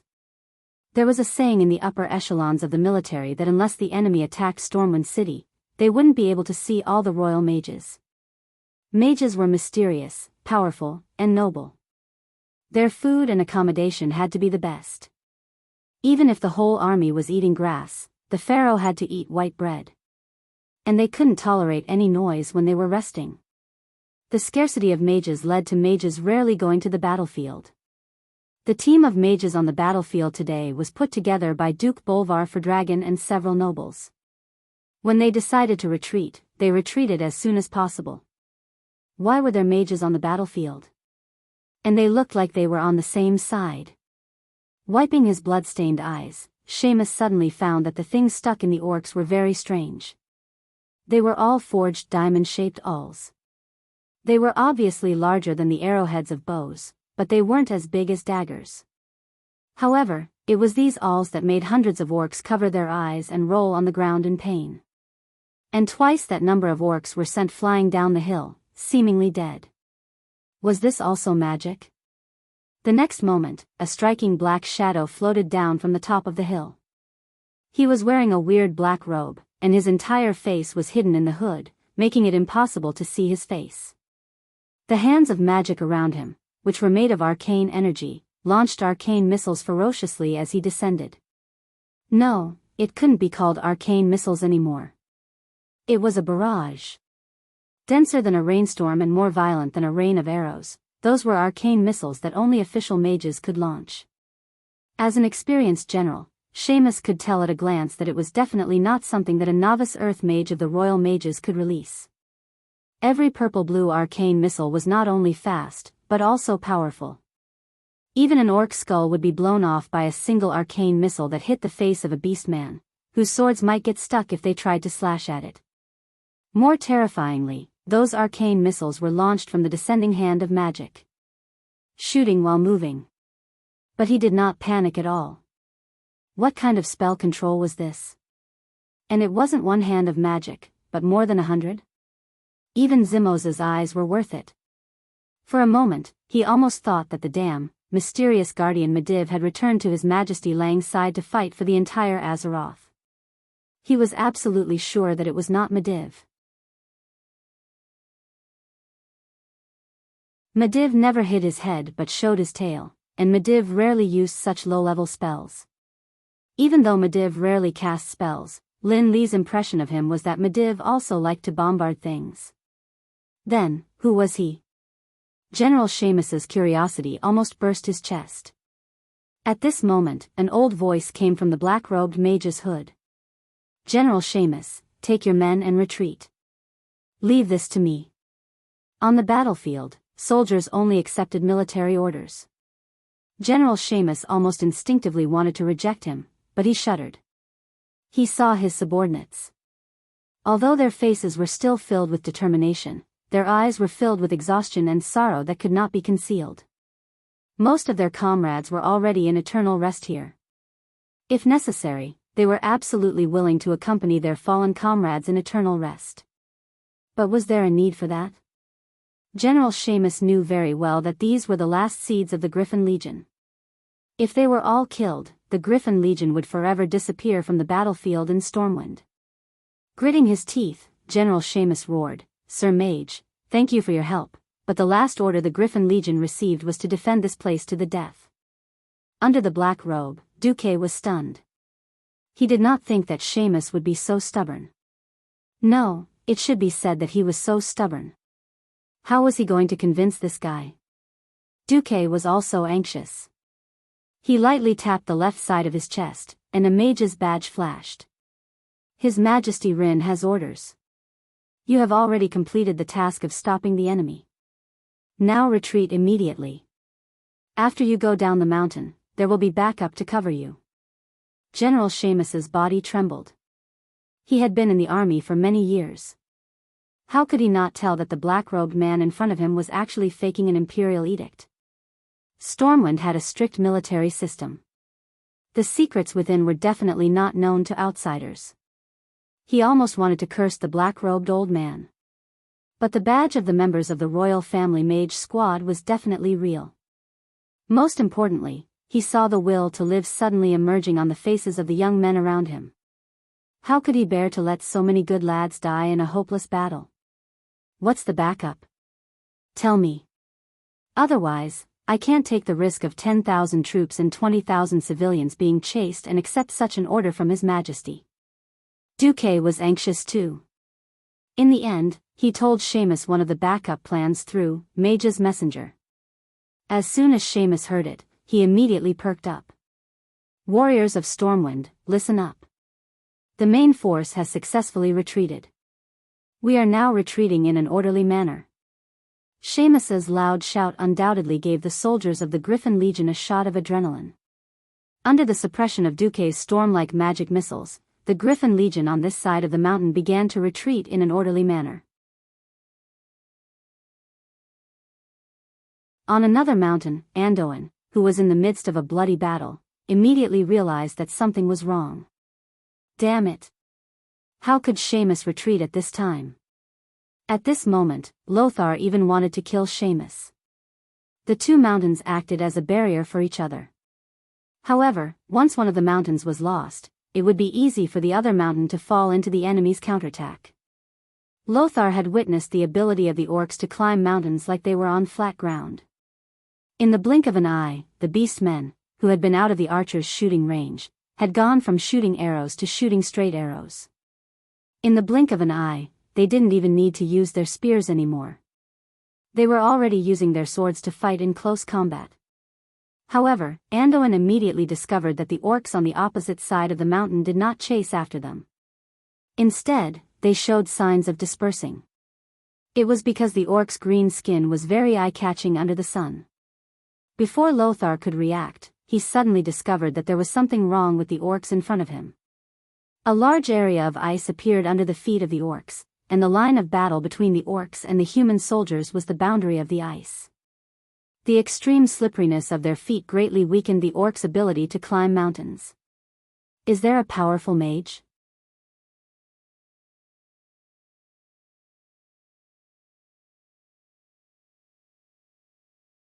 Chapter 81. Some things were precious only after they were lost. Take Medivh for example. With the guardian of Azeroth and the strongest mage in the world, King Lang could face the most powerful human kingdom, Rotterdam. No matter how many beast men there were, it would only take a few Biyao to finish them off. Teach the orcs how to behave. Now, sigh, it's all tears. At this moment, Lothar had yet to confirm that Medivh was the culprit who caused the entire kingdom to fall into a crisis. However, he was clear about one thing. If even the elite Griffin Legion was defeated like this, the ordinary garrison troops and private soldiers of the nobles would not be a match for them. At this rate, Stormwind would definitely be destroyed by the green-skinned monsters. He had thought about it countless times. If he could return alive this time, he would try to persuade Lang to mobilize the 7 human kingdoms to fight against the Green Tide. But that was just a thought. Until a mysterious black-robed mage floated over from the opposite mountain peak. No one would have noticed him, but the problem was that the mage's appearance was too cool. Not only did he freeze the orc's feet as he floated in the air, but he also had more than 100 mage hand that fired arcane missiles non-stop. Mobile casting was not a very advanced technique. Many official mages knew how to do it.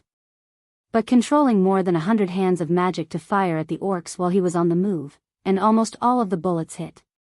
That was terrifying. Anduin Lothar was almost dazed. Should he say that this black-robed mage was strong? It felt like he was only using low-level spells. Should he say that he was not strong? The power of this person turning the entire situation around in a short period of time was really terrifying. Perhaps half of the mages of the Wang family would only be able to achieve such an effect. For a moment, Lothar almost thought that his old friend Medivh had turned over a new leaf and returned to the good side. The newcomer was definitely not Medivh.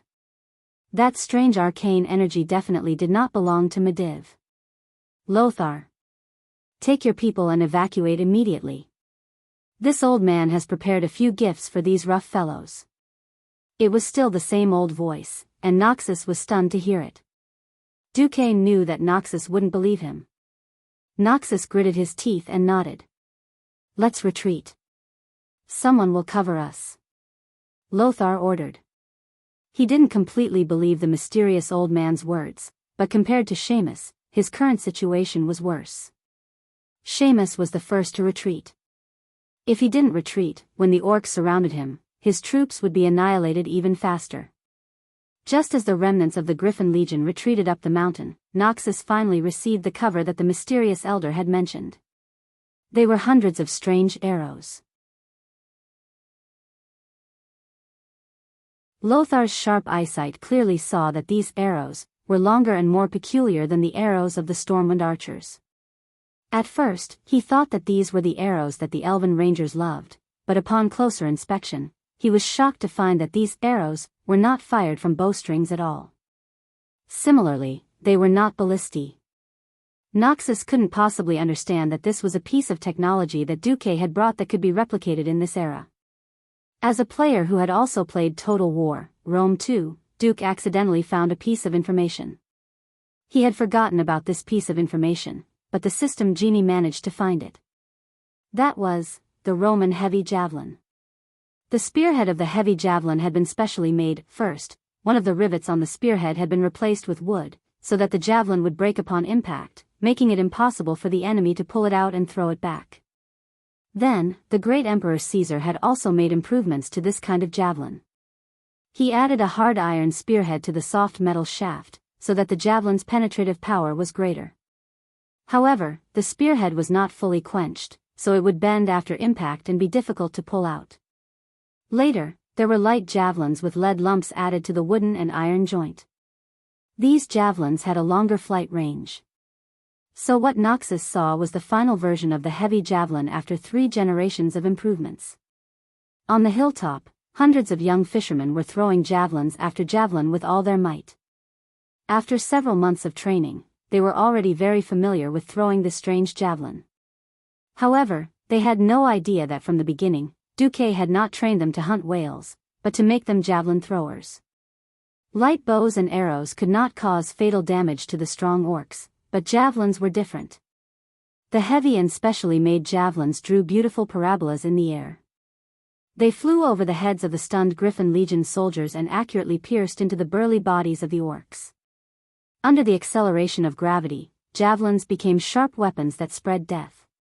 More than once, orcs that had been pierced in their vital parts were sent flying and rolling down the hillside, even crashing into several orcs. Coordinated with Duque's arcane bullets, the javelin team easily suppressed the entire orc army's offensive. The javelins in the pillbox on the hilltop seemed to pour out endlessly towards the orcs. The entire hillside reverberated with the screams of the orcs, the cheers of the Griffin Legion soldiers, and the whooshing sounds of the javelins breaking through the air. Good. Good. Good kill. Friends on the hilltop, from today onwards, we are brothers. The Griffin Legion soldiers had seen their comrades fall one by one, but were helpless against these barbaric and crude green-skinned creatures.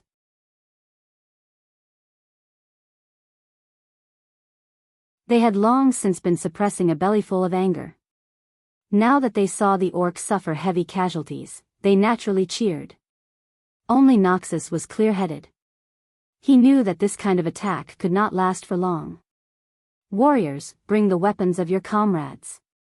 The future recruits of the Griffin Legion will need the inheritance of the heroic spirits of these brave warriors. Noxus had already realized that the weapons produced by Stormwind City's craftsmen would not be able to meet the needs of such an all-out war. The road to the hilltop was not easy, but it was nothing for the Griffin Legion soldiers who had not yet exhausted themselves. On the hilltop fortress, Noxus took off his sweaty helmet. He was shocked to find that the people who had protected them with their lives were actually a group of tanned fishermen. They were bare-chested and continued to throw bundles of javelins to the orcs as death gifts. The orcs closest to them were also suppressed 100 meters away. Noxus immediately thought of something and walked in front of Duque. Esteemed Sir Mage. May I ask what is your relationship with Duke Marcus? That kid is my disciple for the time being. Duque continued to speak with the voice-changing system that the system elves had helped to create. He spoke in a tone that seemed to be taking advantage of his seniority and age. Noxus was very smart, and he immediately thought of many things. So the experienced Duque actually had such a mysterious and powerful teacher supporting him. No wonder.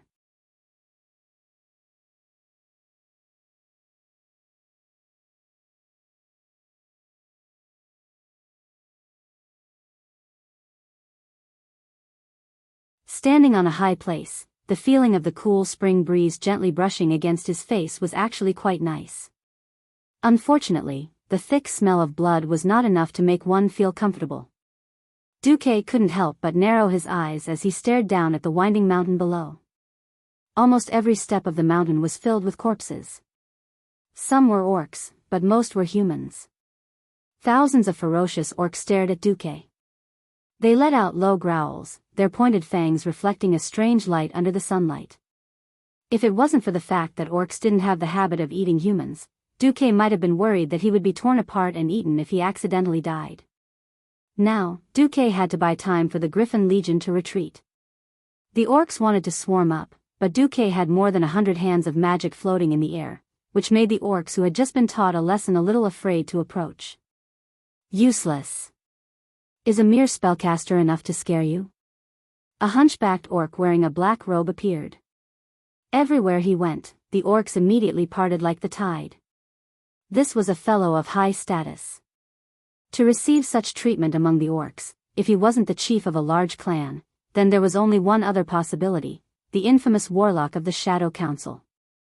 This was the first time that Duque had seen these warlocks appear on the Azeroth continent from such a close distance. This reminded him of the tragic experience of being abused by warlocks as a mage in the game. The warlock brought the hellhounds to teach mages how to be human. But you didn't even bring a pet? Are you looking down on me? No, maybe you brought a succubus? Even though he had been a transmigrator for a long time, when Duque suddenly encountered a warlock, he couldn't help but think like a player. It was a pity that this person didn't look like Gul'dan. If that was the case, there was still a fight. The World Guardian Medivh and the Beastman Warlock Gul'dan were both demigod-level existences in most games. Duque didn't have the confidence to face one of them when he was so weak. Warlocks were experts who used demonic power to play with souls. Duque really didn't dare to be sure that if he died at the hands of a warlock, he wouldn't become a ghoul when he revived, the warlock shouted in a gibberish. Duque couldn't understand the orc language, and the system elf didn't know how to translate it. Just seeing the system elf's random translation of, "The Imperial Army wants you to surrender and not kill," made Duque want to strangle the system elf to death. It was useless to say anything, and Duque wasn't interested in a human running over to the orcs.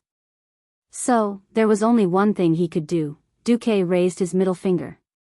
Yes, this was the starting gesture for Duque to release Blizzard. If this was a game, a mage would be an idiot to release Blizzard on a warlock. But reality was obviously different. Within the range of Blizzard, the icicles fell rapidly, very well interfering with the warlock's vision. The warlock retaliated with a shadow arrow, but with the system elf's ballistic judgment assistance, Duque only moved sideways a step to the right, allowing the shadow arrow to hit the huge fortress gate. Without hesitation, 108 hands of magic suddenly grabbed weapons from all over the fortress. Sorry, I'm not some ordinary mage. If you don't have any other tricks up your sleeve, then die. 108 javelins were thrown brazenly, from the sky to the ground, almost blocking all the orc warlocks' escape routes. Almost at the same time, Duque was hit. Countless frightening illusions suddenly appeared in his mind. They were fragments of fear hidden in his heart, fragments that he had completely forgotten. Duque suddenly saw, in the dead of night, a huge venomous snake flew up, opened its mouth full of fangs, and bit his face. That fear, that pain was so real that Duque almost instantly let out a scream.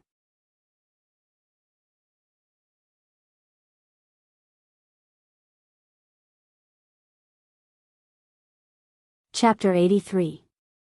Fear poured into his thoughts like a tide, or it could be said that a malicious robber had kicked open the door to Duque's heart and barged in wantonly. Duque's breathing quickened, and his pupils dilated. However, he turned a deaf ear to the urgent warning of the system elf. Many desperate and heart-palpitating scenes emerged in Duque's mind, such as those terrible pale skeleton soldiers in horror movies waving rusty machetes and slashing at him. Another example was walking by a small river and suddenly being pulled into the river by a huge black octopus tentacle. He struggled desperately in the cold water, but to no avail. Duque struggled to get rid of these terrible illusions, but this illusion of fear that came from the depths of his memory had completely dominated Duque's 5 senses. Whether it was vision, hearing, smell, taste, or touch, they were all real feelings. This feeling of terror easily disrupted Duque's thoughts. He felt his energy drying up, and there was a piercing pain in his brain. He didn't know when, but from his forehead to his neck, and then to his back, his whole body was drenched, as if he had been fished out of the water. Seeing Duque's clumsy dance, the orcs who had just been defeated burst into laughter. The orcs, who advocated force, worshipped heroic warriors the most. They instinctively hated spellcasters, but they had enough respect for the shaman priests in the tribe, and even these new warlocks. They had thought that this would be another gorgeous killing feast for the warlocks.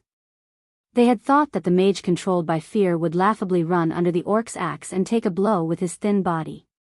However, the situation suddenly changed. Those hands of magic that should have disappeared were still attacking fiercely, throwing a large number of javelins. Unfortunately, the seemingly invincible javelin tactic failed. This orc warlock actually took out an axe and blocked all the threatening javelins with clanging sounds. If Duque was still sober, he would have realized that before becoming a warlock of the Shadow Council, almost all orc warlocks used to be shamans who could fight and cast spells. Compared to the simple orc warriors, the shaman was more versatile in the tribe. Duque's strange reaction also made Barca the warlock feel puzzled.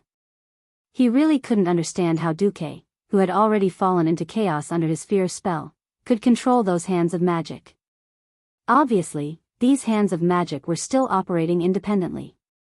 Countless purple-blue rays of light suddenly shot out from the hand of magic, and the violent arcane missiles hit the orc warlock who was in the middle of casting a spell. But what even the system elf didn't predict was that the spell shot by the hand of magic actually bounced off the beastman warlock's black robe and disappeared. Magic was a part of mysticism, but it was also a part of energetics.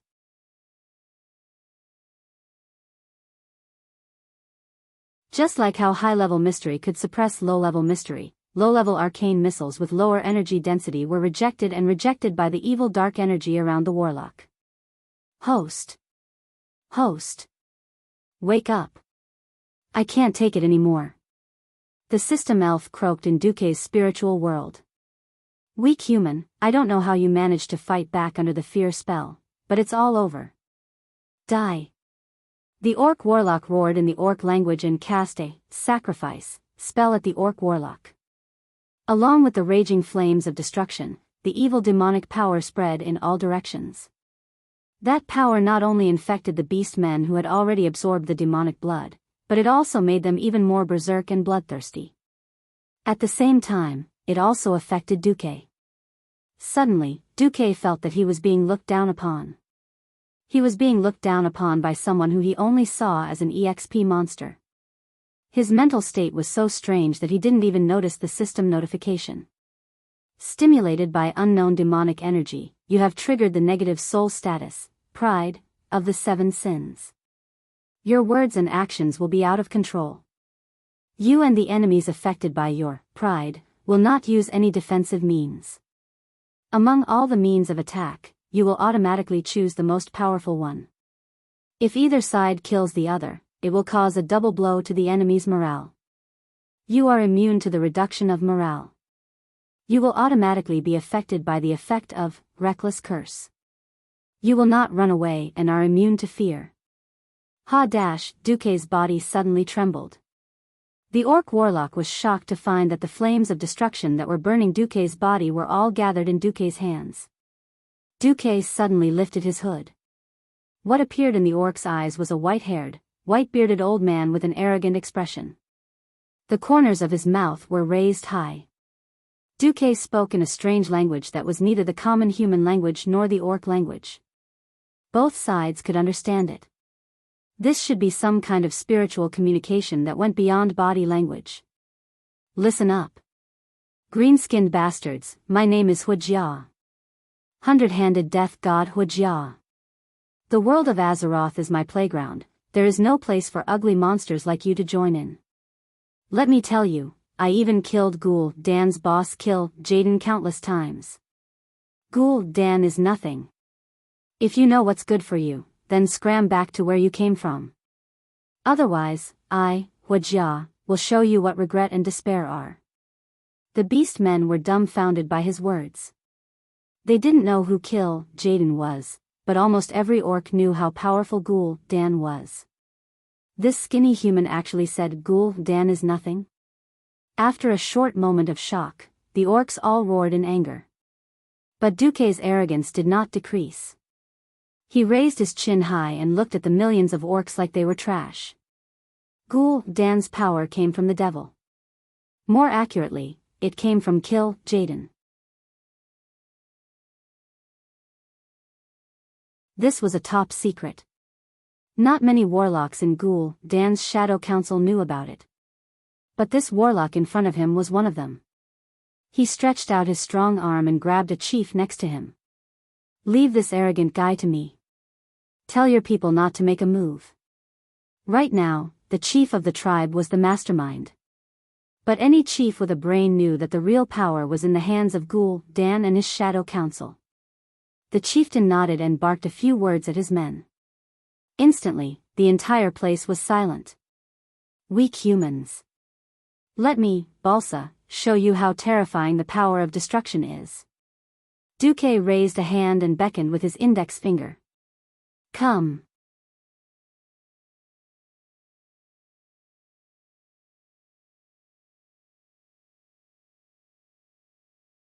Chapter 84. Provocation. Absolute provocation. Dan's status in the tribe was second only to one and above tens of thousands of people. The Shadow Council was an organization that controlled the power of the tribe. Every warlock had a sense of superiority. Plus, pride had an effect on Balsa and Duke. It was hilarious. Both parties, who had countless tricks up their sleeves, were actually using magic against each other. Using magic against each other was not uncommon in the battles of the Pharaoh. Completely abandoning defense for an attack was something that had never been seen before. It should have been a hilarious scene, but because both parties poured all of their magic into this attack, it suddenly became extremely thrilling. The tip of Balsa's magic staff was also a skull. If one looked closely, they would realize that it was made from the skull of a high-ranking Drenii priest. The evil Balsa forced this Drenii priest, who once believed in the holy light, to witness the murder of thousands of Drenii children. He was tortured inhumanely and then soaked in a pool of blood to drown him. Finally, his resentful soul was imprisoned in his skull. The wavy evil resentment that this skull staff emitted could be seen with the naked eye. The dark light on the magic staff became brighter and brighter. 3 faint black halos with mysterious runes appeared on the body of the staff. From the top to the bottom, the front, the middle, and the back of the staff formed a cone shape. The largest halo instantly expanded to a radius of about a meter. The 2 halos at the front and the back were rotating clockwise, while the one in the middle was rotating counterclockwise. It was like a strange drill. Gulp, accompanied by an unknown incantation, an ink-black pillar of light suddenly appeared. It pierced through the curtain of air in front of him, swept away the golden light of the sun, and pierced straight towards Duke, who was in front of the gate of the fortress. The light was so dark that it seemed like it could destroy the entire day and forcefully pull the world into the realm of night. This light also shocked every pair of eyes on the battlefield, and countless orcs subconsciously lowered their gazes. They did not dare to look at it. However, in the next moment, the orcs raised their heads again. They felt a gust of blazing wind blowing towards them, and a scorching hot breath brushed past their cheeks. They could not believe their eyes. At this moment, time seemed to freeze. Sun, there were actually 2 suns in the world? No, it wasn't a sun in front of him. It was a huge fireball that looked like a sun. With a radius of more than 50 meters, it was enough to burn an entire mountain, let alone a single beastman. In the depths of the orc warlock's red eyes, his pupils shrank to a point. He slightly opened his jaws full of fangs and breathed heavily. The orcs next to him thought he was nervous. Only he, who had personally experienced the battle between the orcs and the Drenii, knew that he had been fooled. This mysterious powerful wizard in front of him was just a fake. What high-ranking pharaoh? What human powerhouse? Bullshit. Who was it trying to fool with such a motley and low concentration of magic power? It would be difficult for a true mage to produce so many impurities in their own magic power. Regardless of whether he was an old man or not, his magic level was definitely not high. Barca was enraged. He was truly enraged. He stabbed with his magic staff and shot out all the magic power he had infused into the staff. Go to hell. Originally, Barca wanted to shout out the word liar, but he was stunned again. He didn't even realize that the magic staff that he was holding tightly had loosened its grip on his rough and powerful knuckles. The speed at which his opponent gathered magic power was too fast. It was not something that a low-ranking wizard could do. Both of them had infused all their magic power, but Barca's casting time was a full 3 seconds. How could his opponent cast it instantaneously? Barca also knew that high-ranking warlocks could greatly reduce the casting time by training their own casting techniques. However, wasn't his opponent's technique too terrifying? The huge fireball came crashing down. The airflow and dust stirred up by the fireball caused all the orcs' whips and hair to fly in the opposite direction. The orcs seemed to be scared out of their wits. This group of rough men who only knew how to fight hand-to-hand were instinctively afraid of this seemingly powerful super fireball. Only Barca's eyes were filled with disdain. He wanted to say, "Watch my shadow arrow, blow up that guy's fireball and turn him into ashes in the shadow." However, the situation changed once again. The huge fireball arrived before the shadow arrow could travel more than 10 meters. There wasn't the earth-shattering collision that Barca had expected.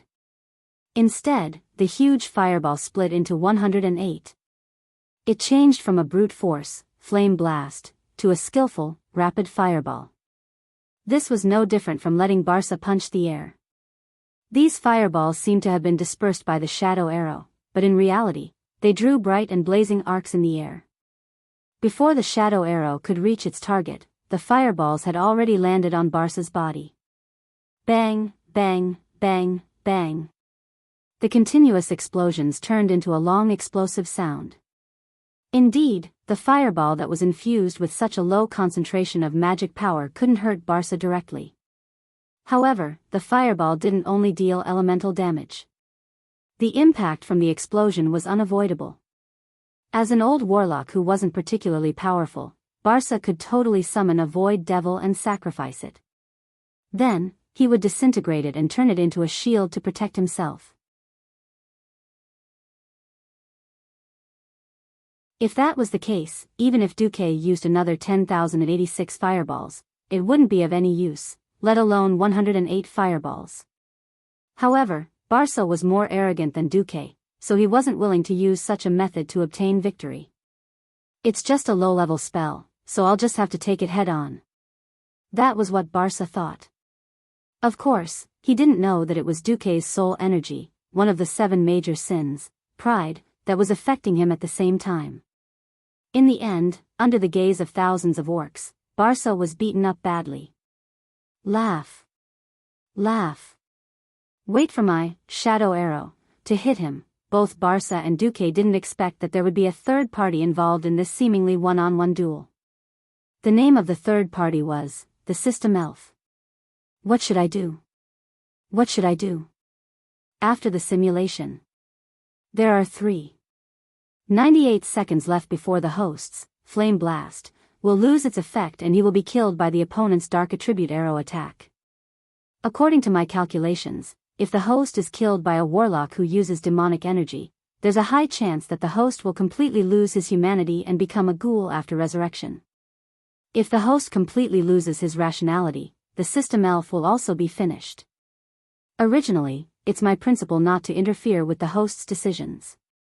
However, the host has lost his rationality. Yes. I can activate the emergency plan to protect the host. No one noticed that a mage's hand had appeared between the orc warlock's loose mage robe and cloak. This hand didn't use any kind of spell to attack. According to the calculations of the System Elf, with Duque's current level, any spell attack would be ineffective against the orc warlock. Therefore, the System Elf very treacherously picked up the broken sword of a human warrior on the ground and quickly stabbed it from behind.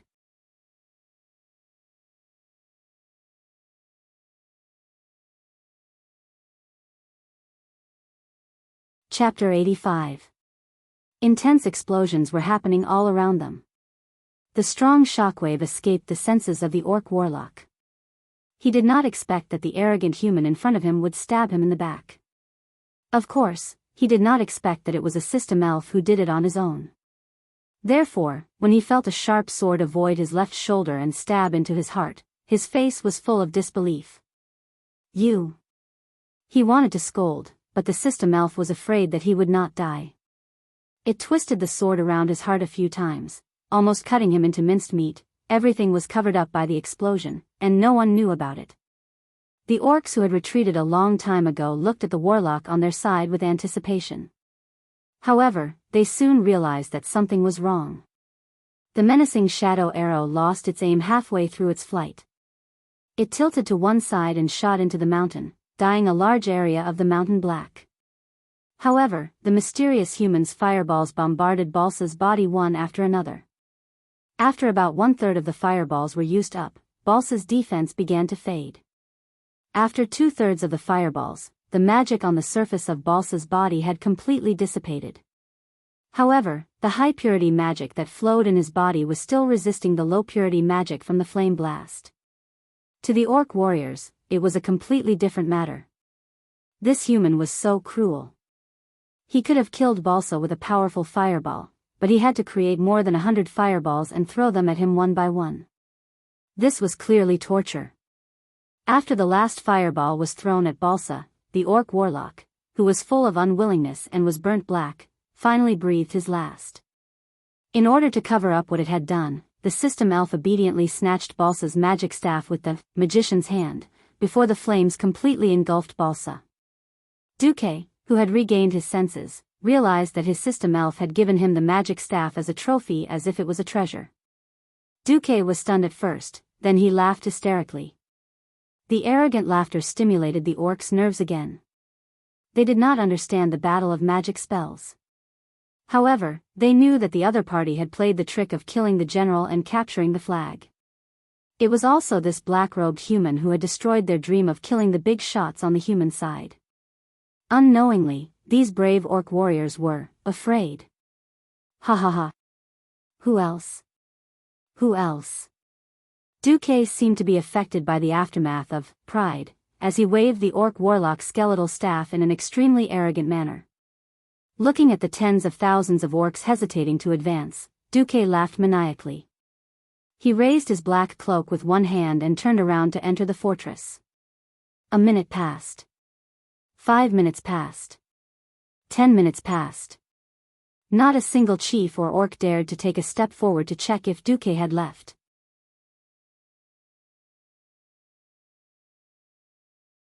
Suddenly, a huge and ferocious figure rushed out from the back of the orc army. Like a bird startled by a ferocious beast, the orcs scattered in all directions. What are you doing? My order is for you to attack. Attack. Attack again. Annihilate all human warriors in sight. What are you guys daydreaming about? Had they killed all the humans? Where is the human chieftain's head? It was the tribe's chief in name, Black Hand, the Destroyer. No, that. Black Hand finally understood what had happened from the little tribal chief's intermittent narration. What? You bunch of trash that tarnished the tribe's honor. Without giving the little tribal chief a chance to explain himself, the huge warhammer drew a terrifying arc in the air and smashed into the little tribal chief's head with an indescribable force. The upper half of the orc chief's body was smashed into minced meat. Waving the bloodied warhammer, Black Hand pointed angrily at the top of the mountain. The great tribe does not need cowardly orcs, go after them. Driven by the chief's anger, the once stagnant green torrent began to surge once again. The orcs almost destroyed all the human buildings they could see. After passing through the fortress at the top of the mountain, they arrived at the back of the mountain.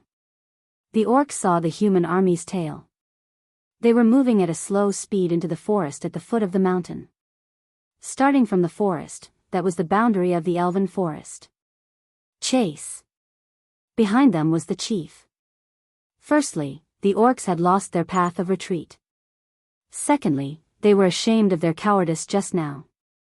They roared angrily and waved their battle axes and war hammers as they poured down from the mountain.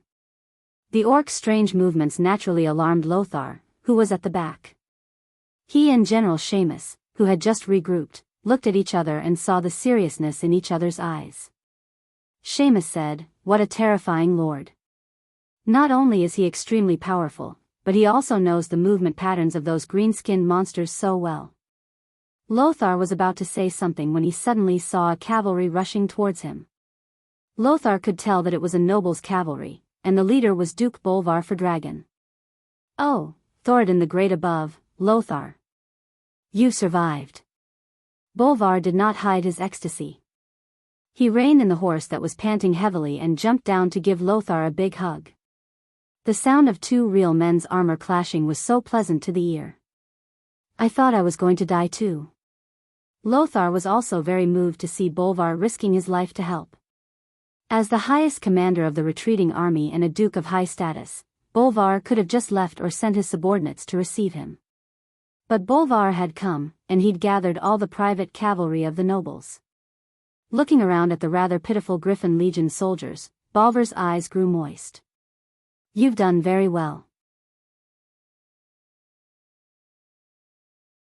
Bolvar turned his gaze to the torrent pouring down from the mountain. "You guys retreat first. I'll help you launch a counterattack before they descend the mountain and enter the forest."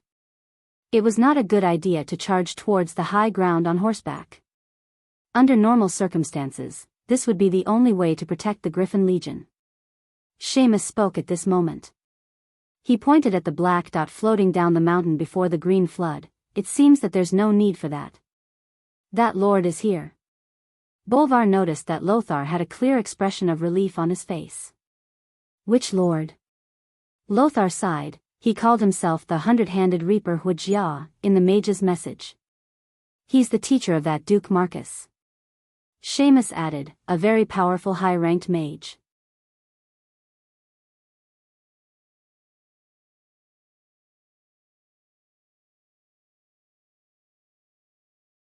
Chapter 86. Lothar patted young Bolvar's shoulder. "Let's go. We'll talk about the details later." Since Lord Wuxia was able to delay the orcs for so long, he must have a backup plan. Backup plan? Bolvar's curiosity was about to explode. "Let's go first," Lothar said without hesitation.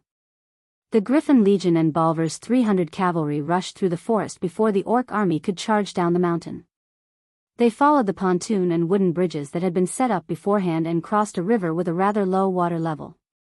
Feeling the moist spring air and looking at the low water level, Lothar fell into deep thought. The orcs were here.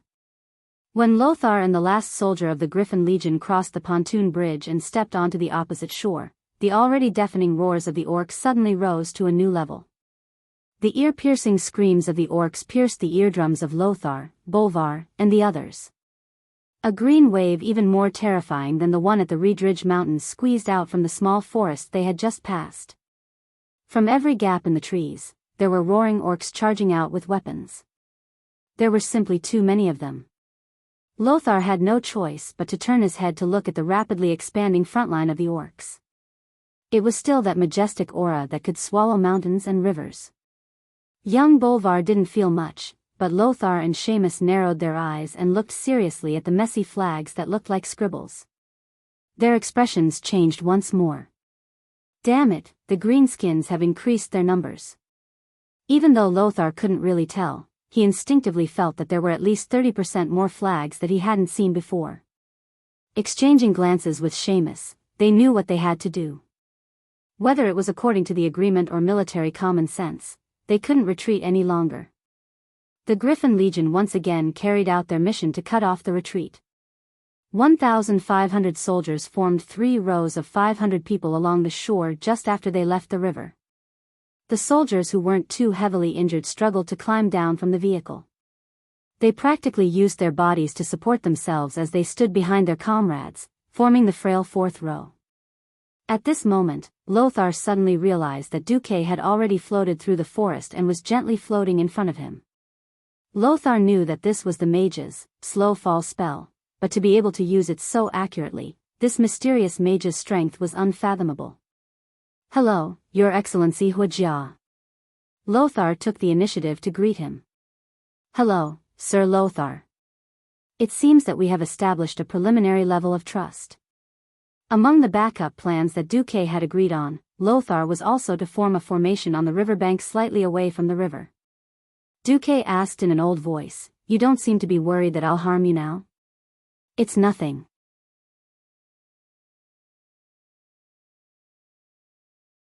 At most, I'll just lose my life again for the same reason." Noxus revealed a hearty smile. "Also, I don't believe that you would harm me, because we are both humans." "Yes, because we are all humans." Strangely, these two people, who were at least 20 years apart in age, easily found common ground. How was the battle with the spellcaster just now? Lothar was all smiles when he saw Duque appear. The result was certain. The only question was how much he would win. Duque did not say anything. He threw out the orc warlock's skull staff that emitted evil energy. The vengeful spirit on the staff seemed to have absorbed the blood of the ferocious beasts and became less violent, but it was still menacing. "Take it back to the high-ranking priest in Stormwind City. I think there will be people on your side who will be interested." Hiss. Lothar, Seamus, and Fordragon all secretly gasped at the same time. Battles between mages were indeed extremely mysterious. But everyone knew that it was one thing to defeat the opponent. Killing the other party was another matter. Killing the opponent was more than twice as difficult as defeating the opponent. Now, this mysterious Wuxia actually performed the mage's version of killing the general and capturing the flag under the watchful eyes of tens of thousands of orcs. What kind of power was this? They thought of how Duque had suppressed 2 waves of orcs' frenzied attacks by himself and saved the entire Griffin Legion. Then, they thought of how he killed the enemy's powerful spellcaster in front of the formation this time. The 3 couldn't help but raise their evaluation of Duque countless times. However, Duque's performance wasn't over yet. Seeing that the fastest orcs had already rushed to the shore and were about to enter the water, Lothar and the others suddenly felt their hearts in their mouths. The water of this long river wasn't deep. For humans, the water didn't reach their waists, but for the tall and burly orcs, it was only as deep as their thighs. It wasn't a problem at all. If the orcs were allowed to charge, it wouldn't take more than a few minutes for the vanguard of the orc army to cross the river and engage the Griffin Legion. Feeling the gazes of the 3 military bigwigs, Duque smiled lightly and then raised his right hand towards the orcs. In the void, 24 hands of magic appeared. They had the same posture as Duque's right hand. 6 seconds of chanting seemed like a long time, but in the face of an army, it was equivalent to a short instant. Under the gaze of Lothar and the others, 12 fireballs were sent flying. They flew crookedly into the sky and blossomed into fireworks like balls of fire. The other 12 shot into the forest on the other side, instantly igniting the forest. These 12 fireballs were a perfect demonstration of what was called dry wood and raging fire, and the fire actually spread all at once. The orcs who drank the demon's blood were very violent and very brave, but that didn't mean that they were completely irrational berserkers. There were still too many things that they would instinctively fear, such as flames. Countless orcs turned into running humanoid torches in the blink of an eye. They either rolled on the ground in pain, or, under the leadership of the smarter ones, frantically rushed into the river to put out the fire on their bodies. Lothar stared dumbfounded at the scene in front of him, his mouth quivering, and finally asked his question. "It's still spring, and when we passed through the forest just now, it was still very wet." Duque rolled his eyes at Lothar. "I can temporarily turn several miles of land into a tundra, why can't I dry up that small forest a little?" Seamus, Bolvar, Lothar, they were all stupefied. What a terrifying amount of magic power. Was this guy really human? That's right, Duque was using Darson's scorching furnace. His magic power wasn't enough to heat the entire forest to the point of spontaneous combustion, but he could still dry it a little. This was the greatest benefit of inheriting the Sun King's arcane fire circuit. Even though he wasn't a true sky wizard, 3 months of seclusion had allowed Duque to possess a terrifying amount of magic power that far exceeded most sky wizards. Even compared to many Morning Star wizards, Duque's magic power was not inferior in the slightest. Duque's fire stratagem was indeed impressive. At a glance, at least 2,000 or 3,000 orcs were buried in the sea of fire. However, compared to Duque's flawless performance, the corners of Lothar's eyes twitched as he watched the thousands of orcs rush into the river to escape. You're tuning in to the Biyao's Wuxia Chronicles YouTube channel. Don't forget to subscribe and join us on this journey to catch the most captivating stories.